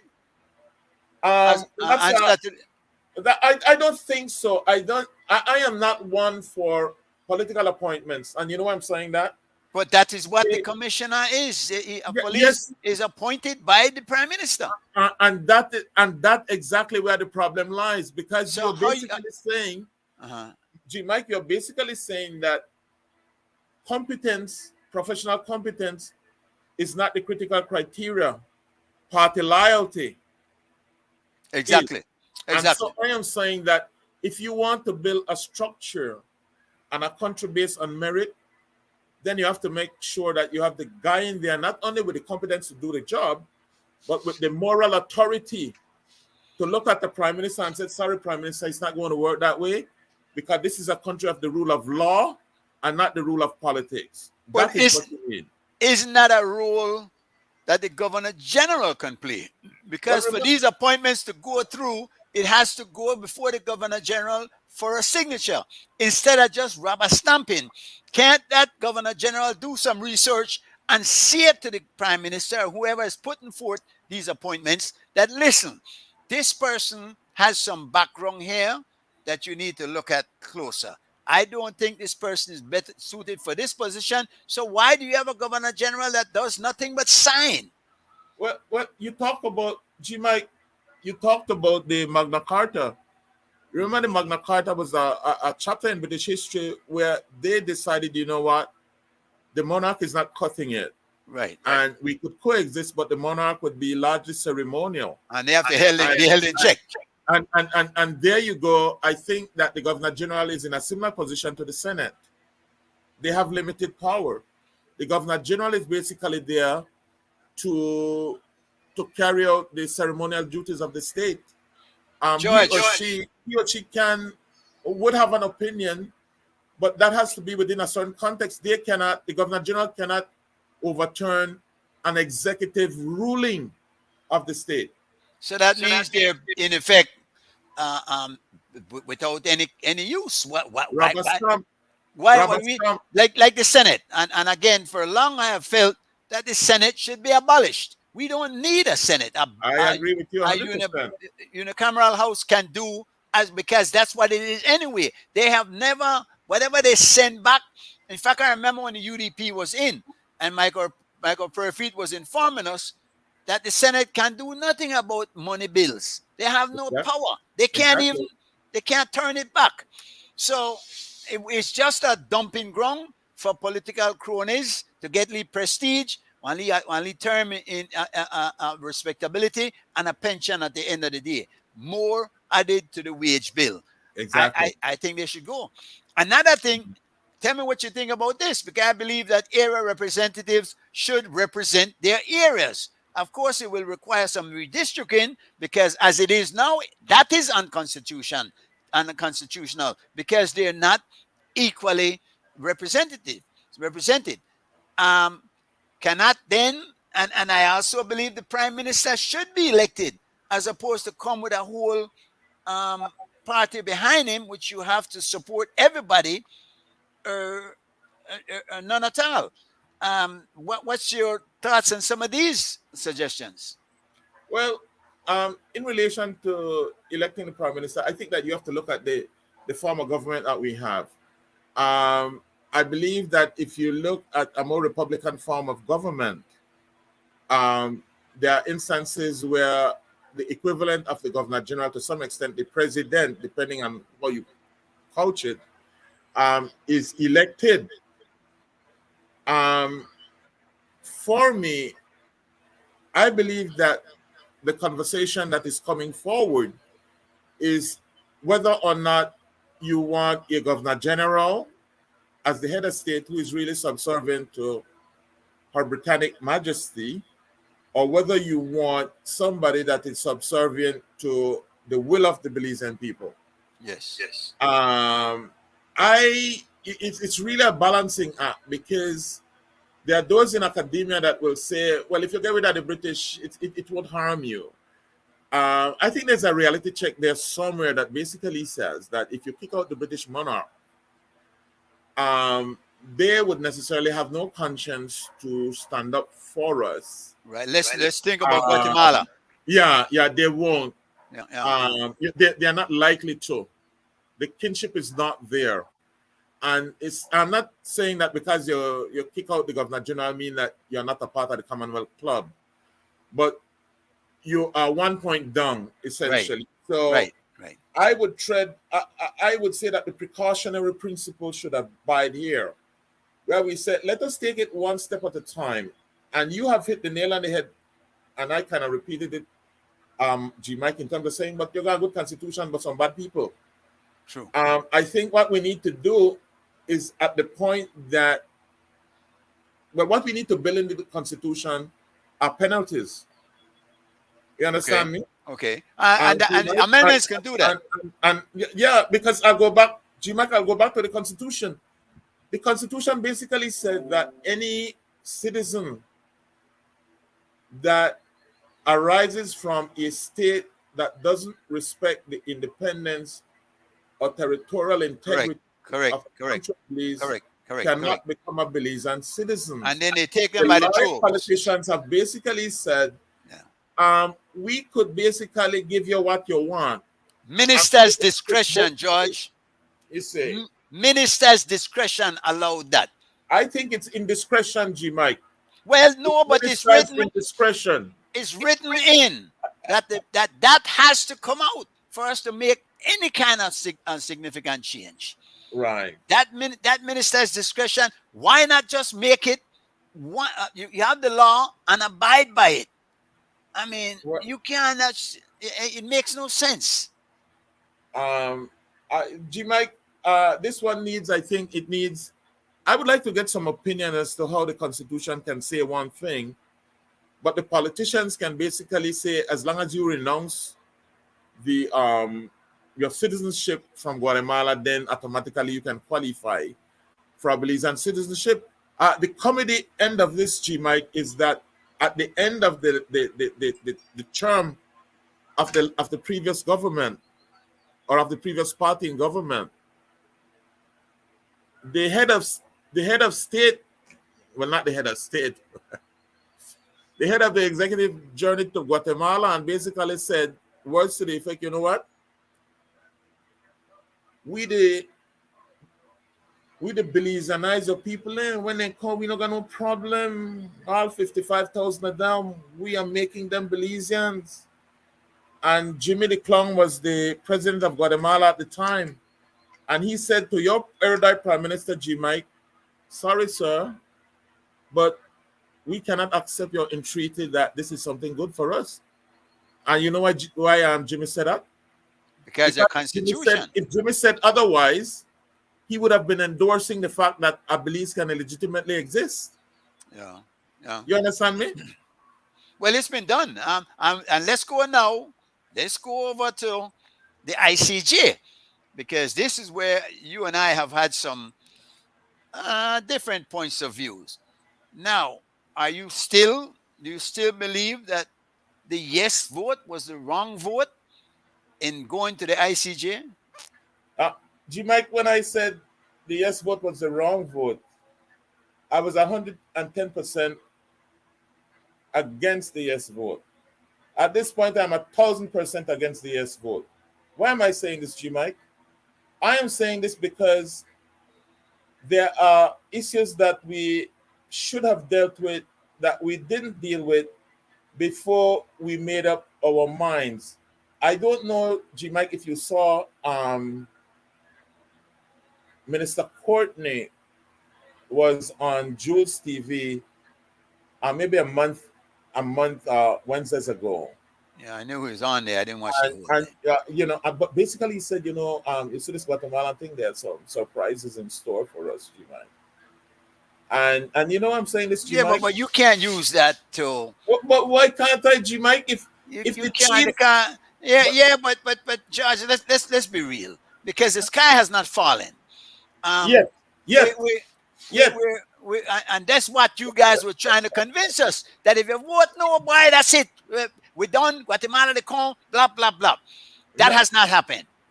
No. Don't you think that the 15 judges, people of high integrity, would sit there and make an informed decision, which obviously is in our favor. We have all the cards on the table, and the deck is in our favor.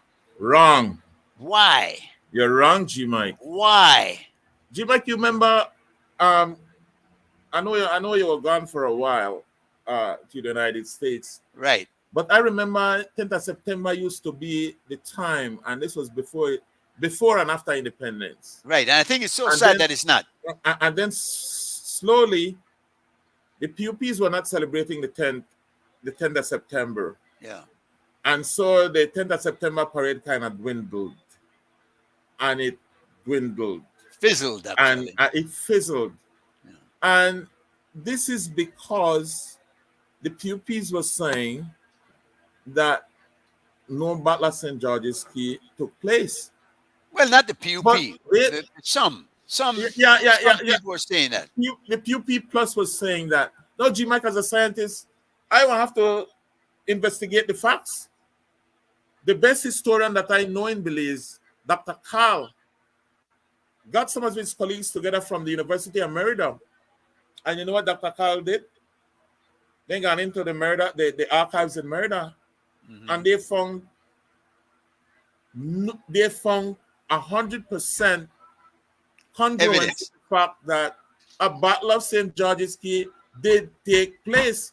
People But also our went to local England. cognoscenti- Yeah, Our right. local cognoscenti were basically saying, no, it did not happen, and that includes the Krem Empire, G Mike. But Now, I am saying this, G Mike, to say to you that the same Dr. Carl basically said the narrative of the British was that we got permission from Spain to log from the Rio Hondo to Beaumascal, and then from Moscow to Belize City, to the Sibun. And then after that, Spain kind of dwindled. The territories kind of fought for, Spain was in different wars. Territories fought for the independence and got the independence. And after that, after Spain kind of dwindled off the scene, the narrative of the British was that, well, we kind of just gone south incrementally and we saw nobody. Mhm. You know what Dr. Carl said? Mhm. I am cautioning that you do your homework before you begin to jump up and down and think that you have it won, because you don't. Well, we have an 1859 treaty, Judge. Yeah, that don't mean nothing. And the more than, government- what do you mean it don't mean nothing? That was agreed by the two countries. Listen, Yeah. But And Guatemala Spain- also. we Sorry, can go further than that, because Spain got in possession of this area through a papal bull in 1493. That has to be brought into question also, because if that's the case, there are a lot of other countries will not exist. If they rule that, it will open a can of worms that they will But- not, Pandora's box, they will not be able Yeah. to close. But hold on, G Mike. The Yes. point that I was making is that the British were saying that we have the right to Belize from the Rio Hondo to the Sarstoon, because as we went from Sibun south, we met nobody. And you know what has been happening? Uh-huh. Our Garifuna brothers and sisters are saying, not really. There were elements of our forefathers living in Belize. The Guatemalans are basically saying that they were administering, listen to me, G Mike, they were administering the territory of Belize. But it The seems to southern me part. Hold on. that you're giving credence to their argument, George, and No. that's ridiculous. No, G Mike. I am simply trying to say, G Mike, Uh-huh. that as you invited me on this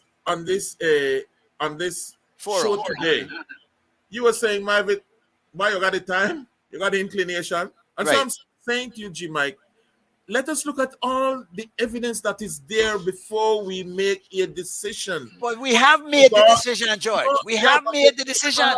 You never had all the evidence, G Mike. Yeah, man, no, You man. know the But the evidence that you are presenting, you're arguing their case, and their Yes, case. but I still- That's no, man. Because at the end of the day, listen, the Monroe Doctrine actually has also lends credence to our case. There could be no Guatemala can't do that, and as a matter of fact, first of all, maybe we need to be going to Spain. How did they give Guatemala, because Guatemala is saying, all right, we inherited this from Spain. They did. Their Spain has said nothing so far. Why have we not approached them? But you are making the case for Dr. Carl, Brother Mike. This is what Dr. Carl is saying. Dr. Carl said two things. The Spanish, they don't necessarily know if we win war against the British, but they never said that. I am saying that. But they keep very robust and accurate records. And so Dr. Carl was saying, what we need to do is to spend time in the archives in Guatemala. But George, and spend how time long in will that take? Spain. How long do we have? How long do we leave this legacy for our children to inherit? This fair and this Guatemala, the corn, and we in a trouble when we spent years trying to get Guatemala to say yes, let's go to court, and now we're saying, boy, maybe we shouldn't go. We look like we change our mind, we get cold feet at the last minute.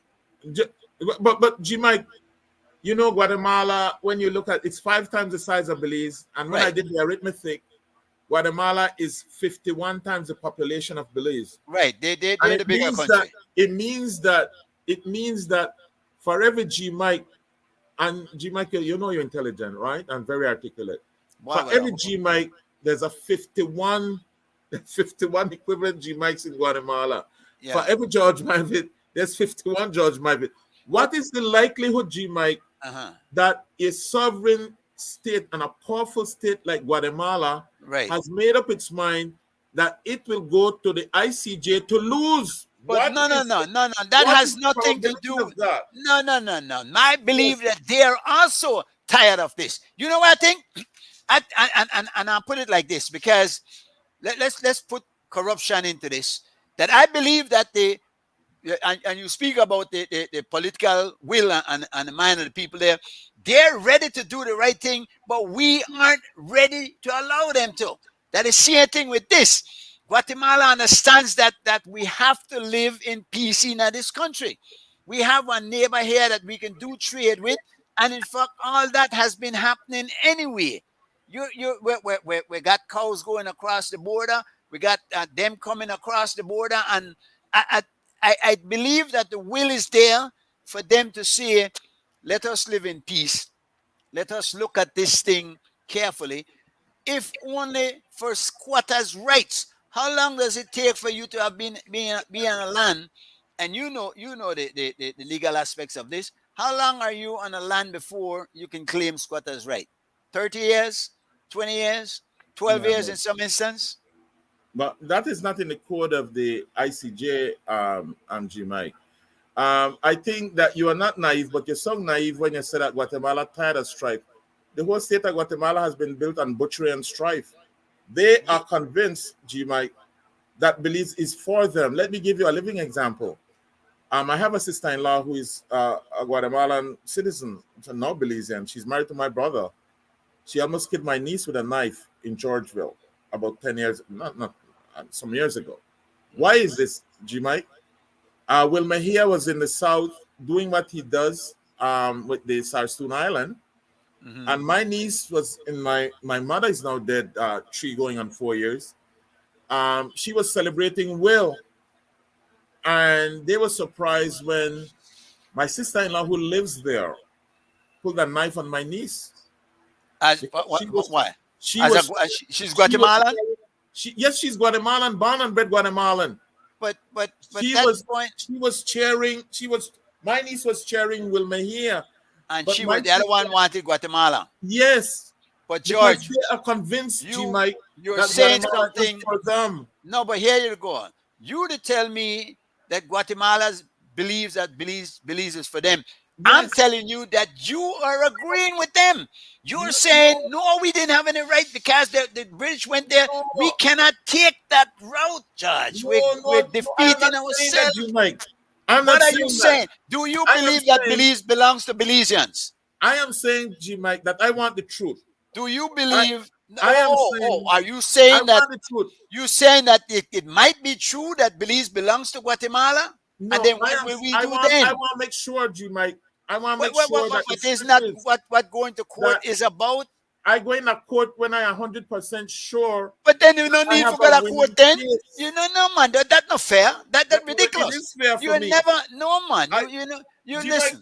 Are you prepared to use the southern half of this country? There's not going to lose nothing. I'm telling you, I'm not even prepared to think about it.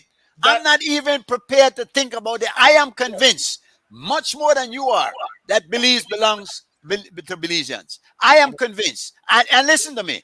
I am convinced that the only thing we stand to lose is a sliver of land up north, where when they did the initial surveys, they didn't use GPS. But now that they've used GPS, that they realize that they might have been off a few, maybe even a mile or so. And I don't have a problem with that.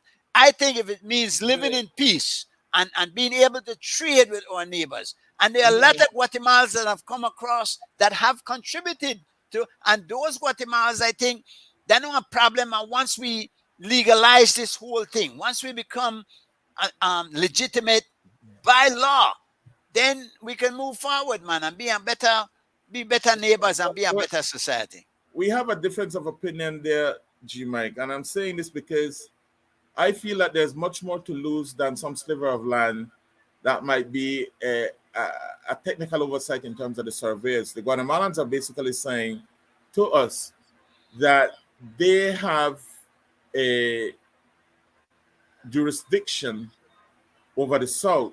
But George, they're saying it, don't mean you have to say it too. They have been administering, but we don't know. Just because they're saying you don't have to say it too. Yes, but G Mike, if you're going to court, yeah, then you need all the information that you can, and you know why?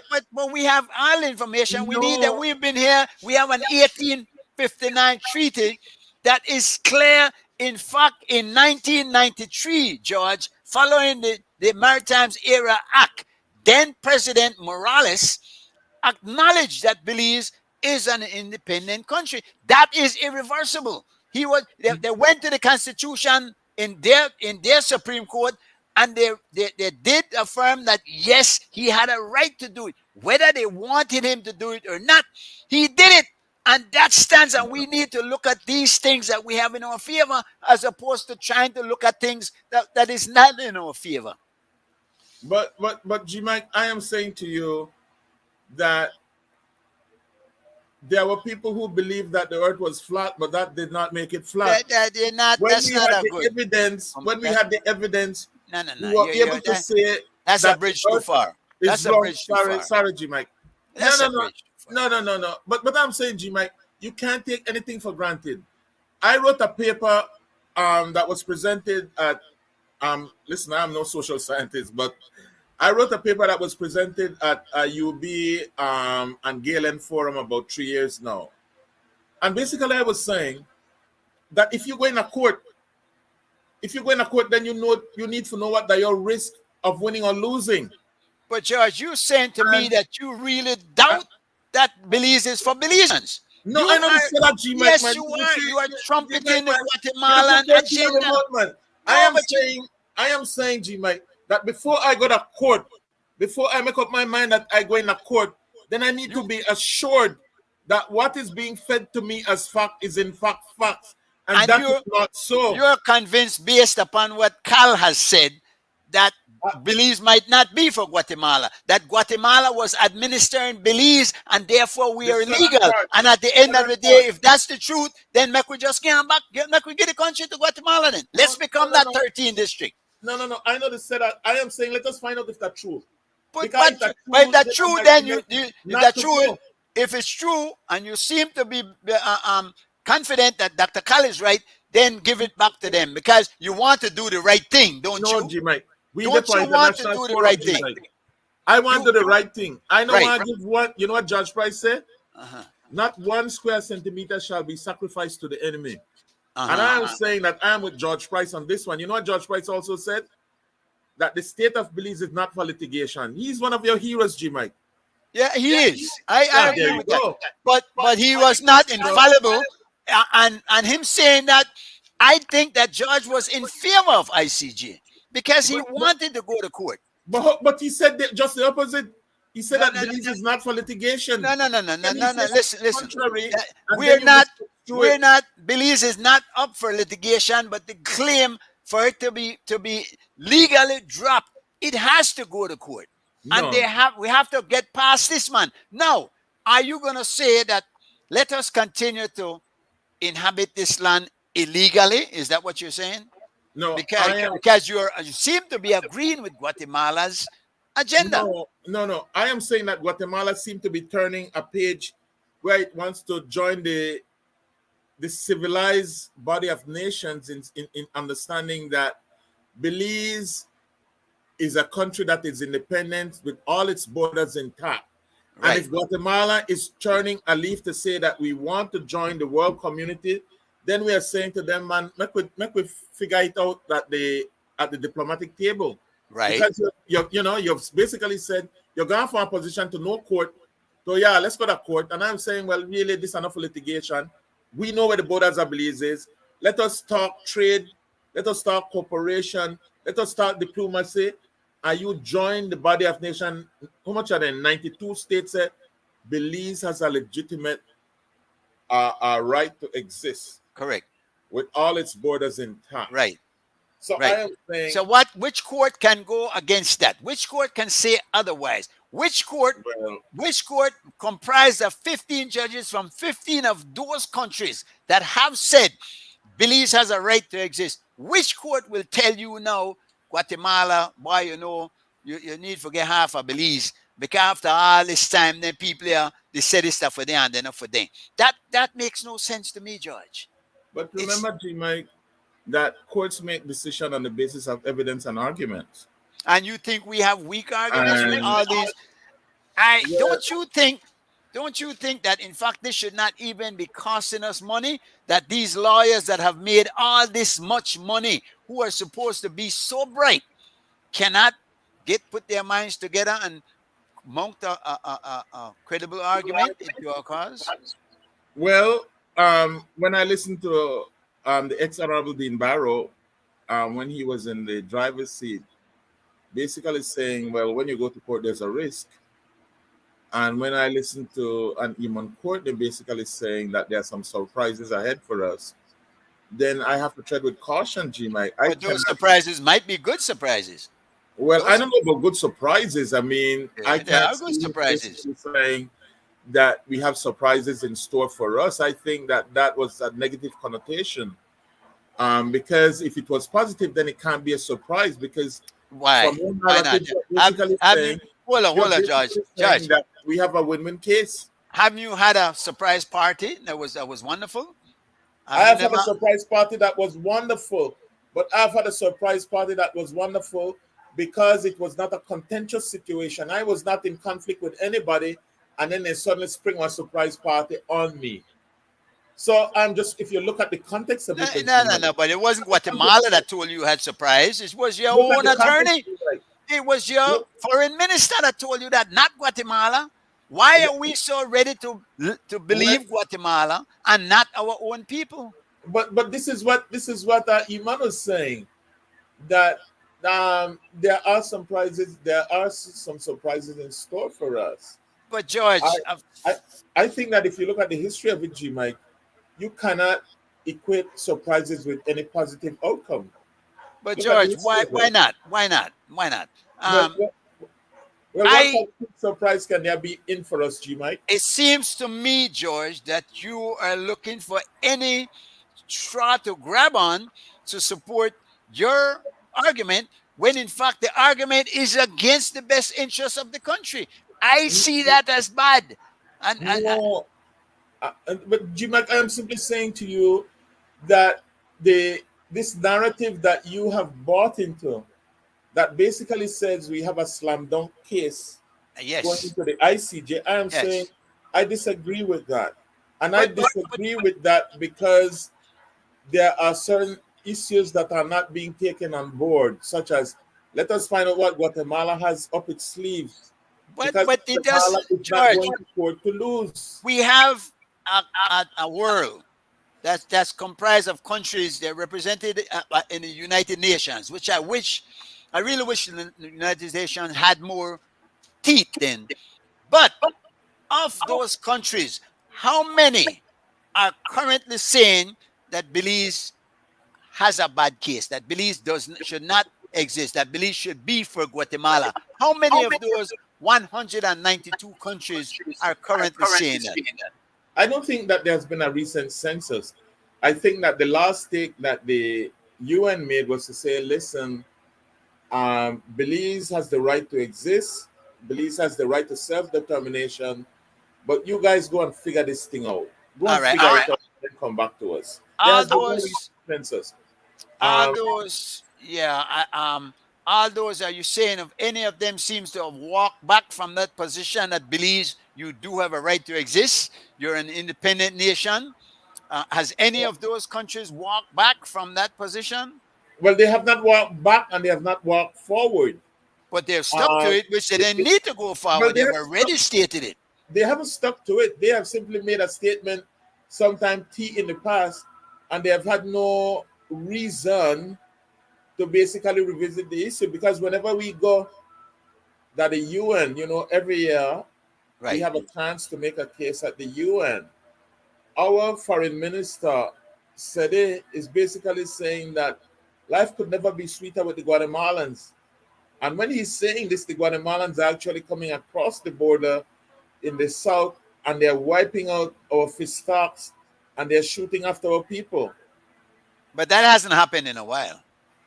And Well- our people have shot at them. That in fact, the last incident was while they've killed But- ours, we have killed theirs.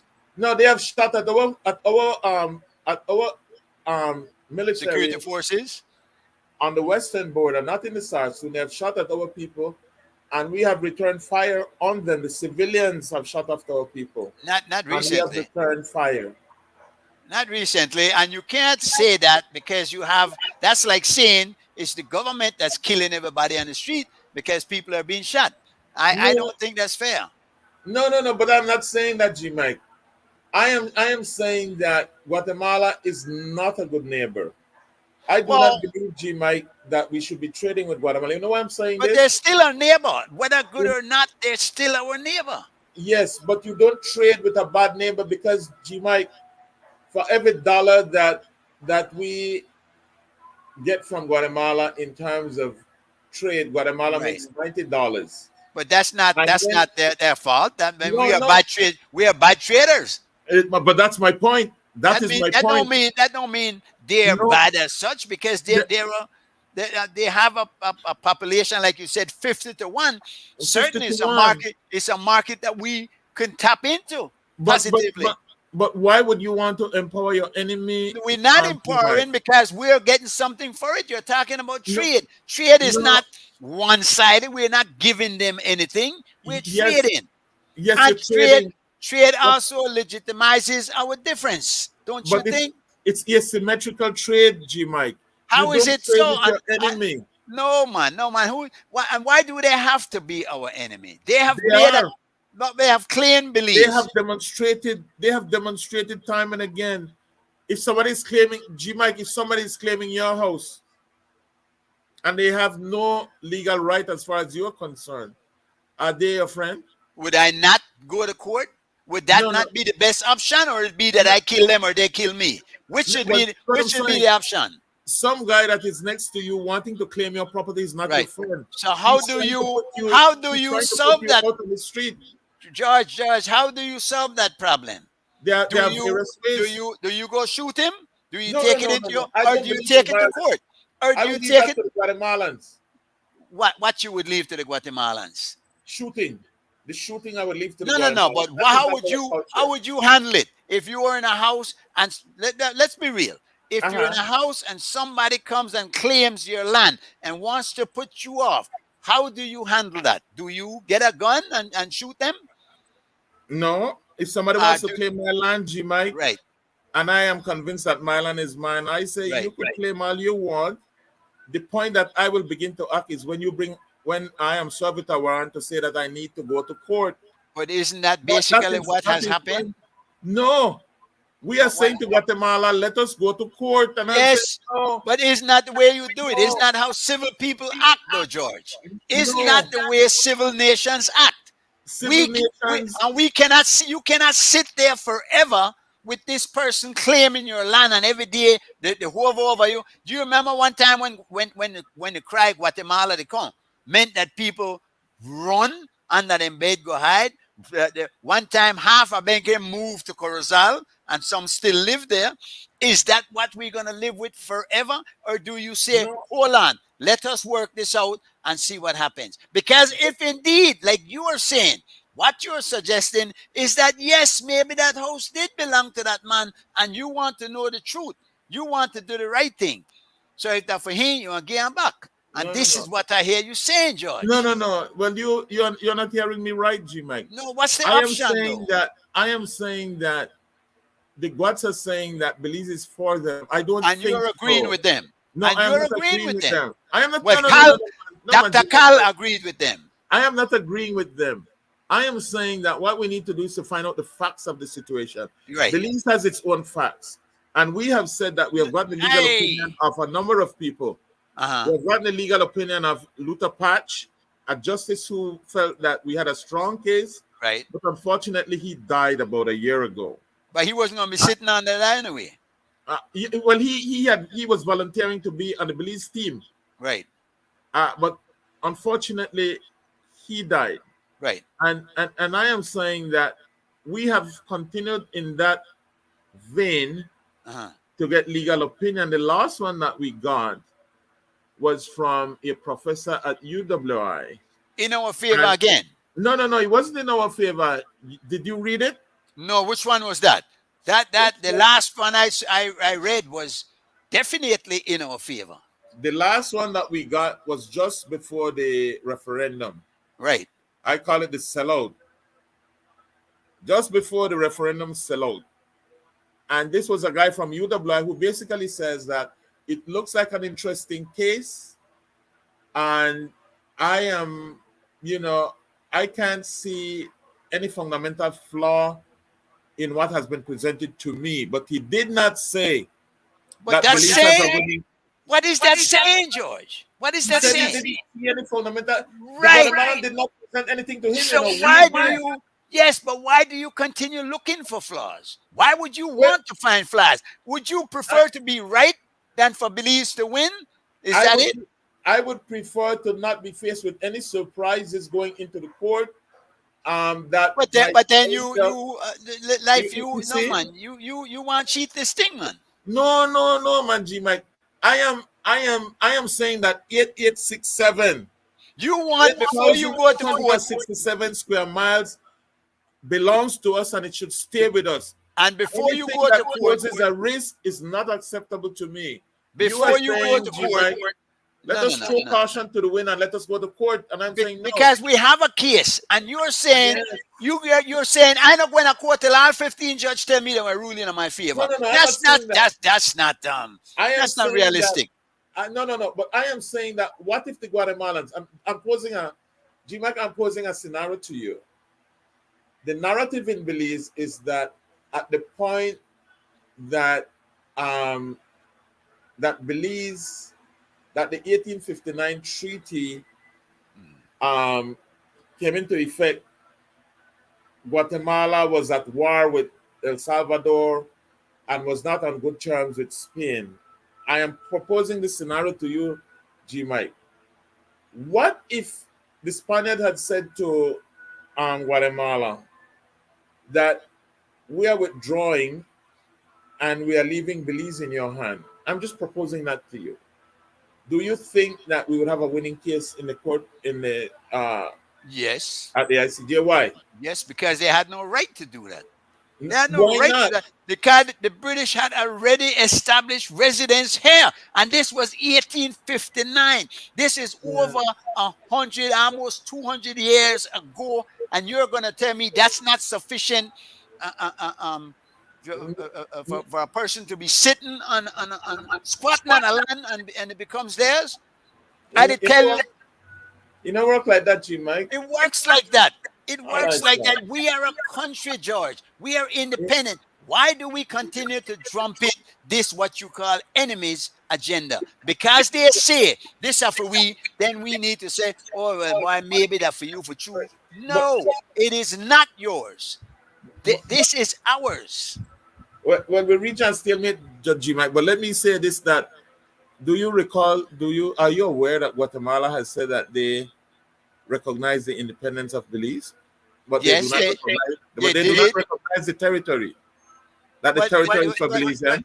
but that is dumb. That is dumb. They Well, can't it's do not that. for them. Not necessarily so, because if they were to say that they recognize the territorial possession of Belize, then they have no case. So they are basically saying Belizean only entitled for independence, but when we take over, then only need to go somewhere else. That is what they're saying. But there's no way in hell that could happen, my- George. Not in today's world. This are no back in a 1200 or 800 or BC times when a country just go and take away another. This doesn't happen anymore. Give me an example. China right now, the fight for Taiwan was supposed to be for more for them than. And I read something the other day where that was telling us. I mean, this was an interesting viewpoint where the person was saying that we're not actually Taiwan position, we're China position, because So I don't know how you see that. But let me give you this scenario, G Mike, and you would know this as a journalist. There's this case that went to the ICJ between Colombia and Nicaragua.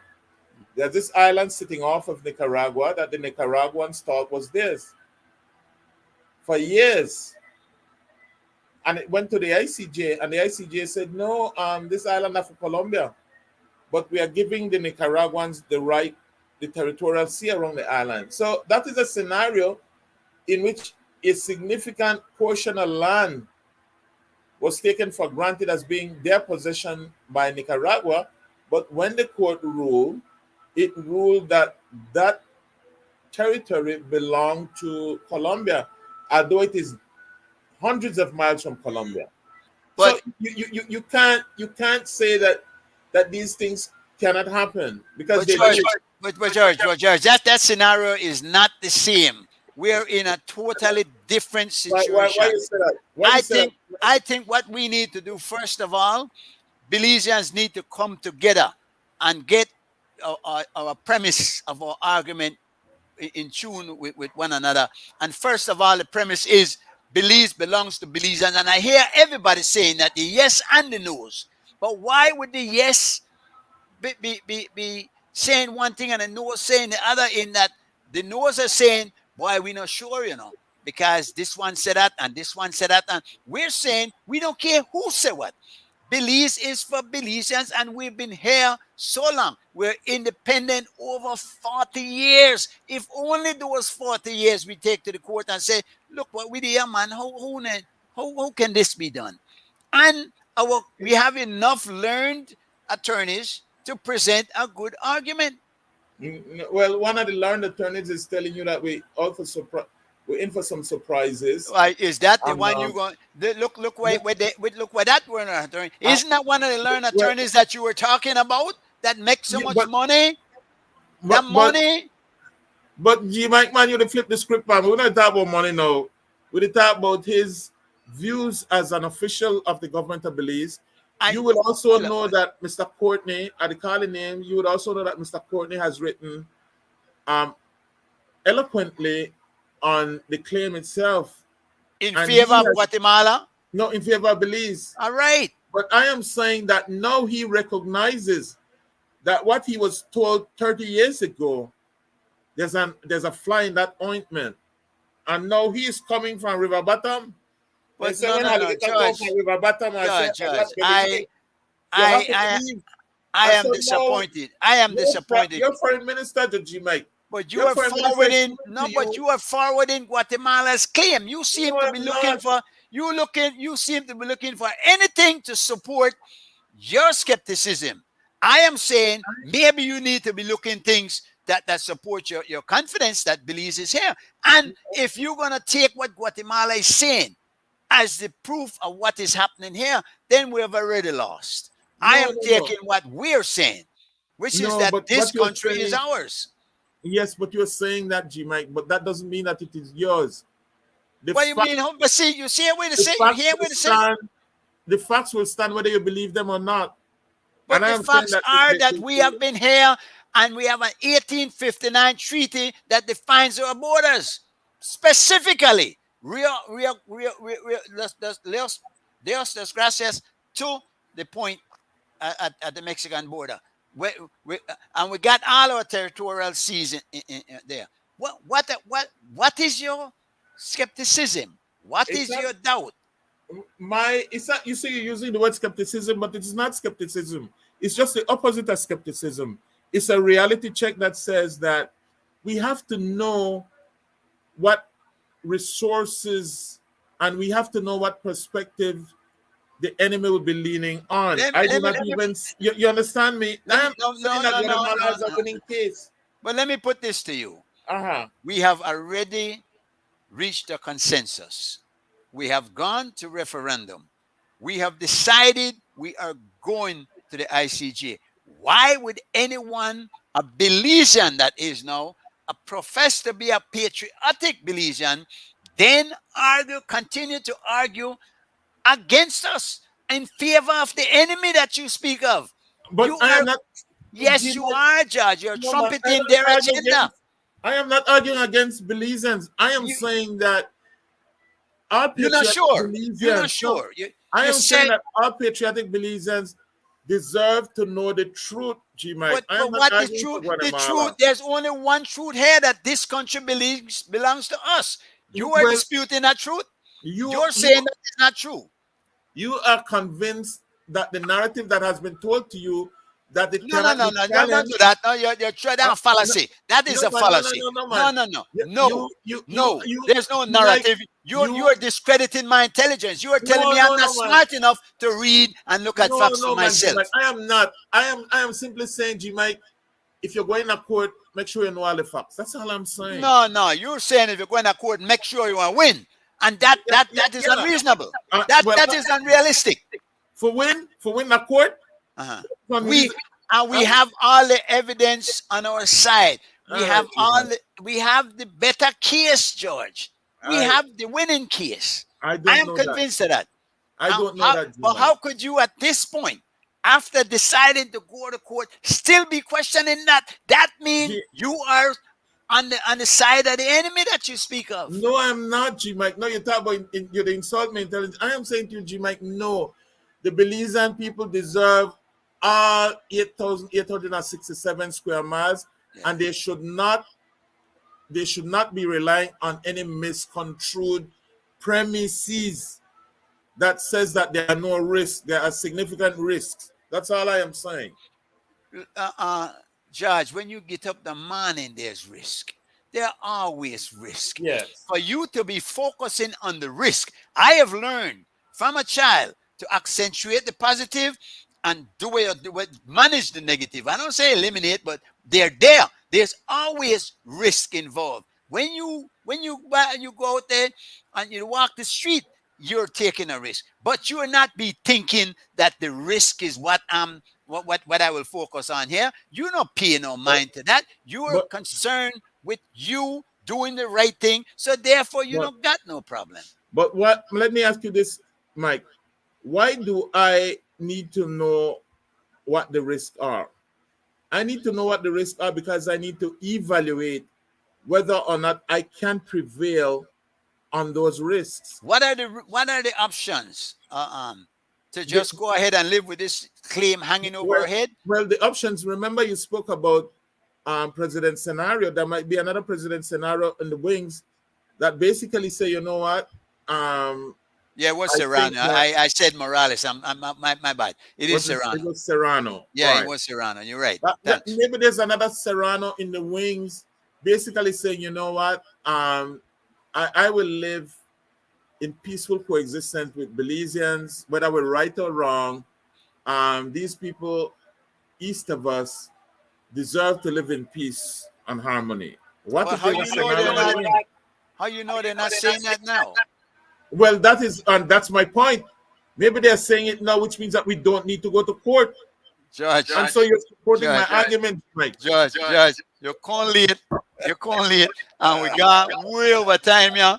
We don't want to get people, but I believe that folks don't have to catch the whole interview on YouTube. I think it's interesting. George, you have your opinion. I have mine as far as this is concerned. There are many areas where, and I respect you immensely, where you have vast expertise and experience in a lot of areas. I believe you're a thinker. I believe you do have the best interests of Belize at heart. But I believe that before we can fix even our situation here with the corruption and all the crime and thing that's happening in Belize, we have to establish our identity as a nation. We need to promote patriotism. We need to all love Belize, and I think you do. Um, we have to get this Guatemala issue out of the way. It's been there too long. I grew up hearing this and watching this, and I'm saying this not healthy. We are neighbors. Whether you consider them good neighbors or not, whether they're evil people, but I'm not convinced, because you have a lot of good people coming out of Guatemala. What the lady here, Roberta Menchu. Menchu. Menchu. But Rigoberta Menchu. Rigoberto, man, I can't look at her as an enemy. She obviously has been fighting for and Guatemala and a whole. We know that we have the common people, and we have again the elite, as you do in every society. I think that this Guatemala claim has been used too long as a political football, and then just dust out and throw it there whenever they want to distract from matters. Both countries have done it. We need to put it at risk, get it out of the way, settle it once and for all. And I'll give the last word, George. You have any comments? Anything? This has been an undiluted pleasure and an opportunity, G. Mike. I want to thank you and my brother, Mr. Young, for inviting me. We're going into the season of national pride and resonance. I believe that Belizeans generally have a good feeling about our independence. I am hoping that we get to a point as a people where we can translate the wealth untold into prosperity. We spoke about the constitutional reform going on. When you look at the Constitution, it speaks about the rights to a number of things, the right to life. It speaks about the right to freedom of speech. What it doesn't speak to is the right to prosperity. And so I am hopeful that we can, at this stage, answer the remit of the father of the nation, who basically says that we have achieved political independence, and what we need to do is to achieve economic independence so that our people can truly realize the promise of this great country. I think we need to also look at that, though, how we look at regular life. See, rights, and we have those rights, but rights is not a only child. Rights is a twin, comes with responsibility. We need to also insist on our people the responsibility that they have to play a role in this and do the tide can lift all boats, but all boats must be seaworthy to be lifted, or they're going to sink and stay in the bottom. George, it's been a pleasure, my brother. Let's do this again, please. And I know you have been an avid supporter of us. You've come by and brought your grandchildren and did some help with the library and whatnot, setting it up. We moved ahead. We have not stood still. We're doing this thing on September the 15th, and I really want to invite you and see if you could be a part of that. Let's talk about it going forward, and please keep us in mind when you're moving forward. No, thank you. Big respect, my brother. Thanks a lot. Thank you.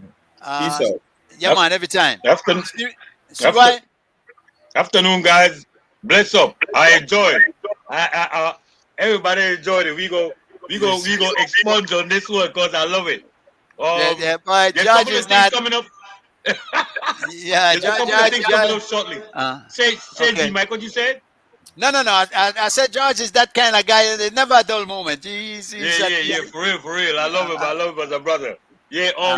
I think these guys is ready to do the I think concerning the sport that we spoke about, and we would like to have George attend some of them panels and stuff. You know. We're gonna set the date. I think we might be starting Friday at 9 at night. It's not set up yet, but once it's concluded, we're gonna talk. Me and G Mike, we're gonna talk, and then we're gonna figure out the time and date, and we're gonna inform you, Mr. G. George, Thank you. the Thank point. you. Let me just before I go say that CY and I have been having discussions, and we kind of like realize that the diaspora is spoken of as a block, but they're not cohesive. They're not that organized, and he is making an attempt to try to organize them, which is quite admirable. And I Very hope he good. succeeds at that. No? Touch bases with my I will Bilal. I will succeed with the help of you and George and them guys and Mr. Leonard and Mr. Morrison and Greg Jones and all these guys out there. They everybody's willing and able, so we gonna attack it. We gonna start attacking it. Thanks, fellas. Have a great every one. time. Blessings, my brothers. Time. Yeah, man. Enough love. Yeah, man. Very good. Excellent.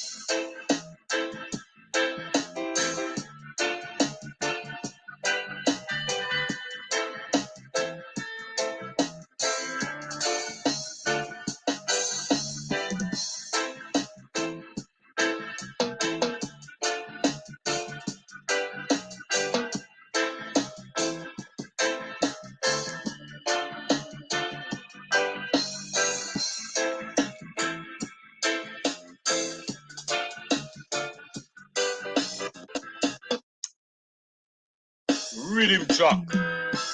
That man bless up, but he set the thing up, you know what I mean? So we make everybody know what it's going. Talk to Miss Suzette, Miss Suzette said T.Y. So me say yes, Miss Suzette. Here she tell me, she said she freed for the Caribbean and them not school. She said she freed. She go swimming at the pool. She even walk through the park. Cannot go to the movies after the rise and after dark. She sings she freed for the Caribbean and them not school. Yes, yes. I always remember, I'll never forget. We're in the building next Saturday. Check it out. One love. Respect to all the ancestors and follow the footsteps because that's how you get blessed, like my sister said. All right.